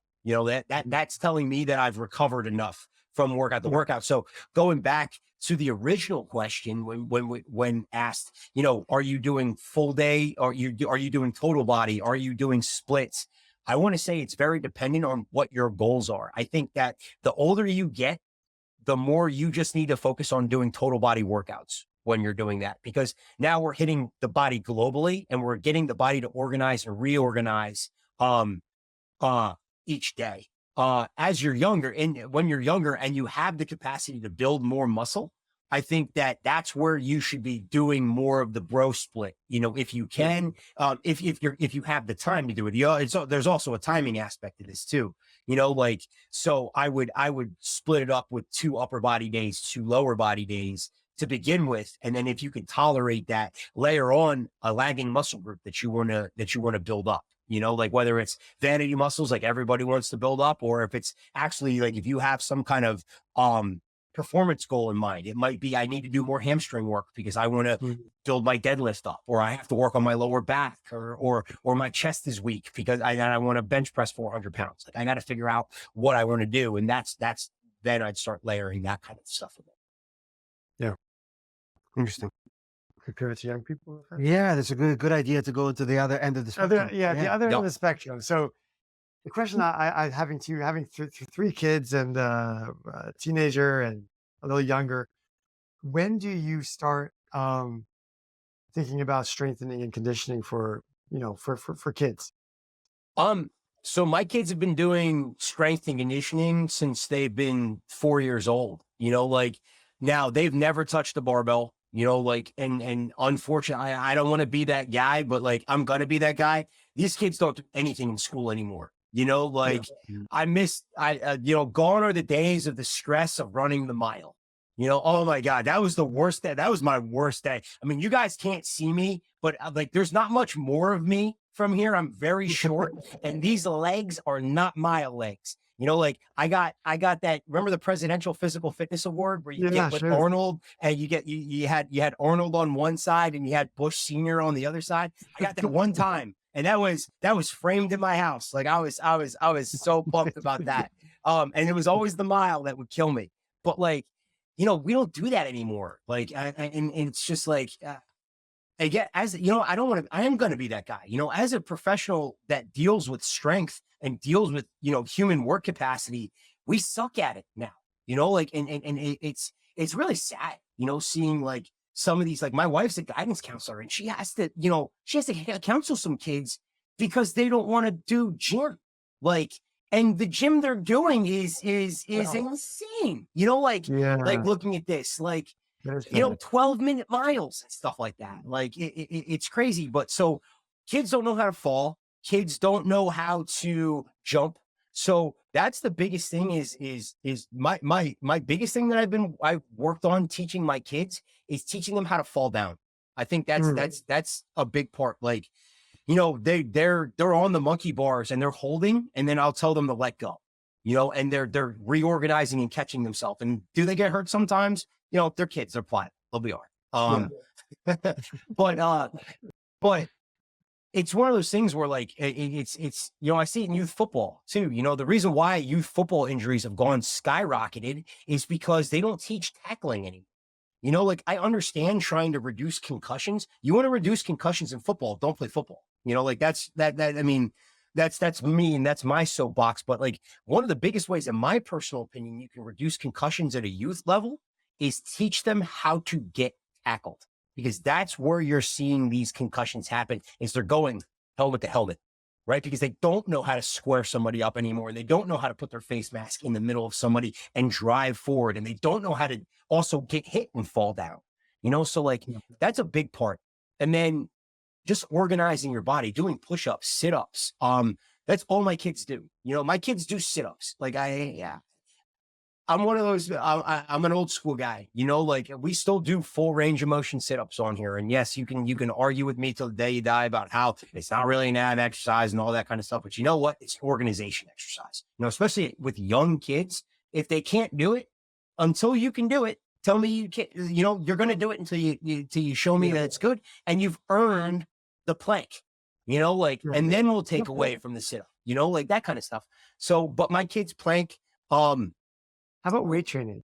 so we do use my daughter uses a dumbbell, my son uses a kettlebell, but they've also shown me that they can do the movement patterns just like when I assess my college athletes. They shown me they can do the movement patterns to a correct capability and that they're ready to use these. And like my son uses a 4-pound kettlebell and my daughter has a 6-pound dumbbell that she uses. Yeah. You know, we're not like, when it comes to barbell training, I really don't think it's necessary until you get, you know, you get older, and you're post puberty. Like it's one of those things where like you can get like, there's very little evidence in even the strength and conditioning literature that shows that early onset weight training is going to lead to your athlete being a better athlete, right? Now, the research that does show positive effects is when they do it correctly and it's phased in and dosed properly. You know, like it's every one of those, everyone, like I have a lot of friends right now. They're like, oh, my kid's not weight training until, you know, he's 15. And I'm like, well, you know, weight training can be so much more than just a barbell. You know, like, I mean, like you look at Pavel Satsouin and you look at, you know, the stuff that you can do with kettlebells and you can now orchestrate free movement without the restriction of having something set in a set position. And now all of a sudden you're organizing it. In my opinion, that's where there's some really great strength coaches in this area. And I don't know if you ever he passed a couple of years ago. His name was John McKenna. He was the head strength coach at Notre Dame High School in Mercer County. There's also another really great strength coach in the Manasquan area. His name's Zach Evanesh, and they work primarily with high school kids. And Zach is known for producing some of the best wrestlers the state's ever had. And they do primarily kettlebell training. And especially their freshmen, like with Coach McKenna, you actually had to, there was a standard that you had to be able to do with the kettlebell to be able to barbell train with, in his system. And there's a lot of systems that are like that. Like it all comes from like old Soviet weightlifting, right? Like you weren't allowed to snatch until you could overhead squat a certain amount because you need to show the capacity to be able to move. It's the same thing with younger kids. They need to be able to organize their bodies. They need to sprint. They need to run. They need to have endurance. They need to be able to do push-ups. They need to be able to hang from a bar before you make them do pull-ups. You know, they need to be able to do flex arm hangs, and they need to be able to develop their bodies through body weight and then add load. And only when they can show that they showed the capacity to be able to do it is when you add it. That's where a strength coach is really, really important. You know, like in my personal opinion, I think that the highest paid strength coaches need to be at the high school level, not the college level. By the time they get to me, they're broken. You know, like, and it's a sad thing to say, but it really is, you know, especially like I work with basketball players and there's so much great basketball talent that has never seen fruition in their college careers because they were so broken. Their injuries kept reoccurring because they played too much of their sport. They specialized way too early and they had a crappy strength coach, you know, like, and it's one of those things where like, we also need to have a better vetting process in the strength conditioning field. Like that's, you know, you have medical boards, athletic trainers have boards they have to take. The strength conditioning community needs to have those, and we're working on it. But unfortunately, right now, like the gateway to become a strength conditioning coach, you don't even need to have a degree in the field to get your CSCS, which is the biggest is like the gateway one to get into any field. You know, but like, so, you know, it's one of those things where we need to be able to do that, especially when you're working with youth. Like they're pliable at that age. Like you can make them so much better because by the time they get to us, especially once they pass that 20-year-old mark and your frontal lobes completely developed and your capacity to input information has become greatly diminished, you know, like that's where, you know, like I don't change people's squat patterns once you get to me. I don't have the time, but two, the amount of time it would take for me to reintegrate, as long as you can show me that you're doing what you're doing safe and in the range of motion I'm looking at, I don't care if you're a low bar versus a high bar squatter. I have to watch it in a different manner, but I'm just going to teach you the way that you know it, because it's going to take me so many steps back. Right. That's one of the reasons why I don't really do Olympic weightlifting with any of my teams anymore either. It's because it takes so much time, but that time needs to be invested in the youth. You know, like I personally feel like youth athletes should learn how to Olympic weightlift. And like, if you look at, you look at athletes overseas and stuff like that, that have, government funded weightlifting and stuff like that, like they're not using crazy. They're using specialty bars. They're using bars that are 5, 10, 15 pounds. They're using weights that are a pound or less, but they're the same size. And they're gradually building up to that, and they're showing great movement capacity. So it sounds like as long as the person, whatever the age, has the ability to do the exercise and has good form, then go for it. And there's not really a concern about loading them too much. Just, there's always this like, I don't know, there is always this idea of there's something bad about giving too much load, even if they're ready, because of the growth plates or whatever else, which I never really knew if there's any science behind, or if it was just sort of dogma. Yeah, conceptual. And we all, like, when I was in high school, we started lifting around 15 or something for that reason. But it sounds like that's not really a concern in the community anymore. I think one of the big things is that, like, a lot of that, like, I mean, I don't want to misspeak, but I do think that the research behind, like, especially like weightlifting is going to stunt your growth and things along those lines, like, I don't think that, I don't know if it's been debunked, but I do think that stigma is widely moving in in a different direction. Yeah, that's great. I mean, it makes sense that if you can demonstrate good form, if you can go through the motion and you build up to it, then you should be able. It makes sense to me that you should be able to do I mean, it. like, I would be under the impression that, like, it would almost help the opposite way if you're doing it correctly. Like, I think that's really what it is the details and the dosage, right? Like, so it's so hard. And like, that's the subjective part of all this, right? Like, it's easy for me to say this, but like, when you're watching, I mean, this is why I think that youth strength coaches should be paid so much. Because you ever try to get an 8-year-old to pay attention to anything, like, and then let alone get a group of them together. Right. Oh my God, it's like herding cats, like it's one of those things where it's, you have to figure out, and this is where I think, those countries too, that have these, like, these state funded sports, and exercise, not exercise, but like sports groups where, like, they select where you're going to go. Like, they tease out a lot of the fluff. Like, my son does wrestling here at Princeton, and there's 20 kids, and they have a really great coach. And by the time the hour is done, you have about 9 of them that understand that they need to listen to their coach to wrestle. And then you've got the other ones running amok in the other side. But what's great about the coach is that he just continues to coach. And that's, I think, one of the things is that we need to do a better, like, somehow the vetting process needs to be a little bit better. Whether it's a parent thing or if it's a coaching thing, like a lot of those things. But when you're really young, and when I think that encouraging your kid to do as many sports as possible is also really important. So I just kind of contradicted myself there, but like the specialization thing too, I would argue that specializing in sports would do more of a detriment to your body than lifting weights too early. Just because, like, I mean, like, programmed in one oh direction. my God, you see, like, I deal with a lot of AAU parents, and like, they're like, oh, can you write my kid a strength program? And then I say, the first thing I ask is like, okay, when's your kid's off season? And they look at me and they're like, well, okay, well, Johnny plays, school basketball from September to March. And then he has a week off, and then he starts AAU season from March to June. And then he has 3 days off, and then he does AAU second season until from June to August. And then what's AAU? I'm sorry. AAU is like the I forget what the It's No like idea. travel basketball. It's like the pay Okay, and okay, play yeah. basketball. Okay, yeah, It's basketball's version of like when with soccer you would have your yeah, pep yeah, yeah, team. yeah, yeah. Right, So like these kids are playing all year right, round. all the time. They have no time for body development, let alone physical development. Yeah, And then all of a sudden, like you run into all of these problems, especially burnout.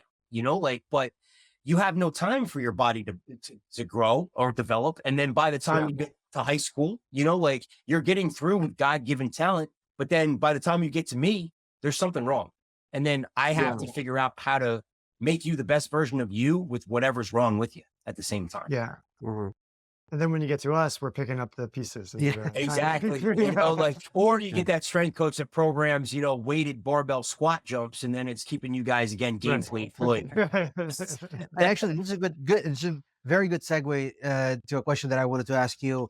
And you've mentioned this a couple of times. You've mentioned, the importance of strength coaching.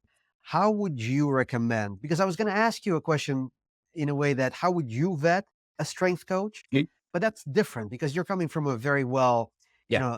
informed Yeah. position. So how would you recommend somebody vets a strength coach? Yeah, and then that goes kind of for themselves and their age, whatever their age is, or for their Yeah, kids. that is really hard. I think It's It's hard. very, yeah. I think the easiest way to do it is when you sit down with the person, if they throw a program at you immediately, you leave them alone. You go away. You have like Yeah. if they throw a 16-week program at you and they're trying to get your money, you leave that room. If they don't have some kind of onboarding process where like they throw the program at you and they're saying, okay, well, for the first 3 weeks, we're going to work on this. And then the second 3 weeks, we're going to work on this. And there's no phasic approach to it. That person is throwing some kind of vanilla generalized program at you that you have no idea. Like in my personal opinion, that person's probably not very good. So Yeah. that's the easiest way I would say. I think now though, with the information age being what it is and having this box attached to your hips at all times that can give you literally every piece of information you need, it's also looking at the athletes that these people are working with. I think that's a positive. I think it comes in positive and a negative with that. Like if you have a lot of repeat athletes, like there's a really great gym up in North Jersey where, this strength coach, Mike Guandango, and I butchered his last name, but he has a lot of pros come, but his main pro clients are the McCourty twins that played at Rutgers. And they've had, I think there's like 13-year careers in the NFL. And like, Mm. that says something. And it doesn't have to be pro athletes, but if you have repeat customers and you're looking at these athletes and Joe DeFranco was like the first strength guy in Jersey. Like anybody that's trained weightlifting in like the early 2000s knows Joe DeFranco, right? Like, and he just puts out he was putting out monsters all the time, but he also puts out a lot of free information.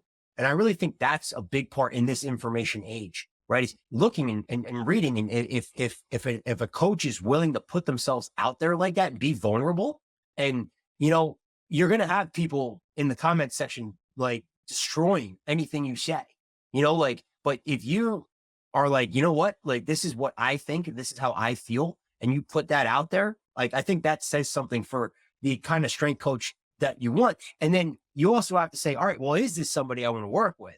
Like if you're somebody that kind of shies away from super loud music and heavy weights and like your old school lifting mentality, like you need to also do that kind of vetting too. So it's having those conversations with, a strength conditioning coach beforehand. Unfortunately, a lot of times people have to work with who they have too, though. That's the other Yeah. thing. So if that's your case, you have to be strong enough to advocate for yourself. So that's a big part is not being afraid. I think that's one thing that, especially we here at Princeton do a really great job of, is all of our athletes are hurt. They might not like what we have to say afterwards, because we always do say, like, listen, we are the professionals in this. So if you don't like squatting just because you don't like to do it, well, sorry, you're going to do it because it's important. But if you don't like it because it hurts you, well, then we'll do something about that, so that we're not shortening your longevity. So it's being able to have those conversations that like, Yeah, it's so important to give that feedback as the yeah, client, to be yeah, to be vocal. Exactly. And we are a direct fulfillment based company, just like teachers are, just like you work with advertising, you work with anything, like the client is the most important part, right? Like, so I can write, I tell people this all the time, like strength conditioning is 70-30, right?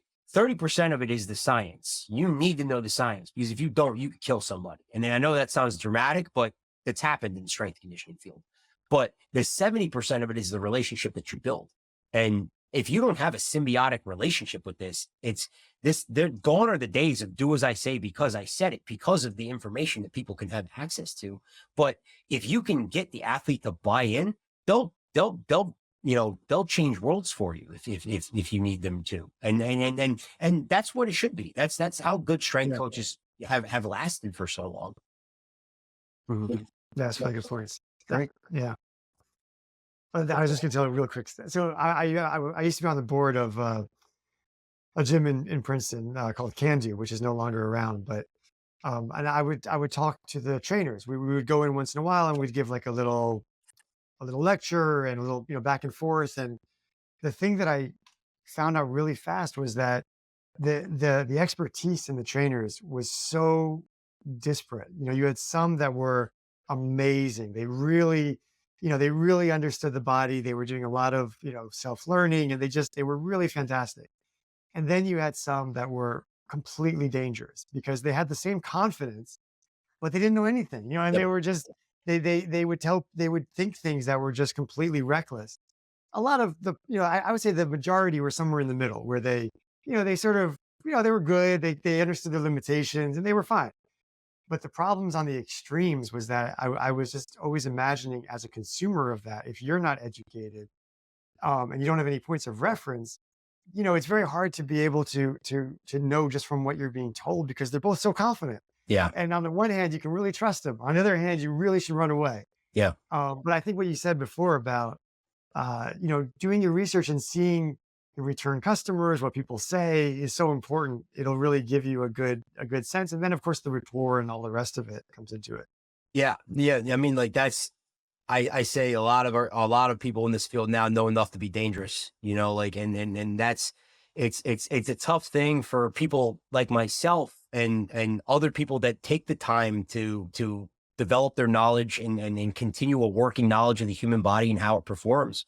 But Right. the sad fact of it is that's why that 70% is so important, because a bad program coached well will always trump the most scientifically backed program coached poorly, simply because you're not going to develop the relationship behind it.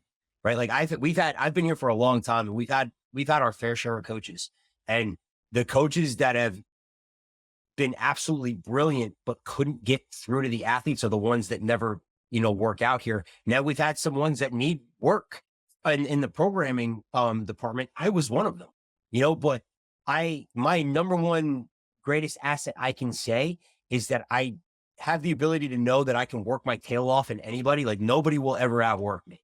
Like that's just my mentality.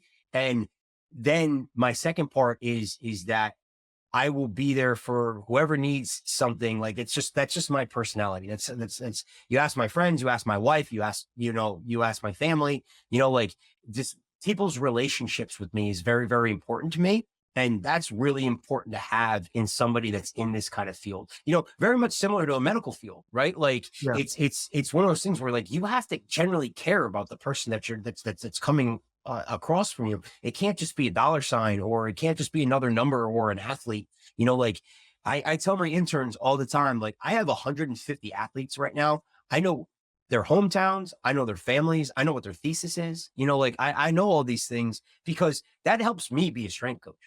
Like on the days where I'm not on, because you can't be on 100% of the time, but on the days I'm not on, the athletes know how much I care and they pick up the slack then. It's the same thing when you're deciding to vet a strength coach. Like you also have to drink the Kool-Aid of whoever, you're working with. But that person, you have to hope that person, by doing your research on it, you have to hope that the person knows what they're talking Yeah. Yeah. That's a good point.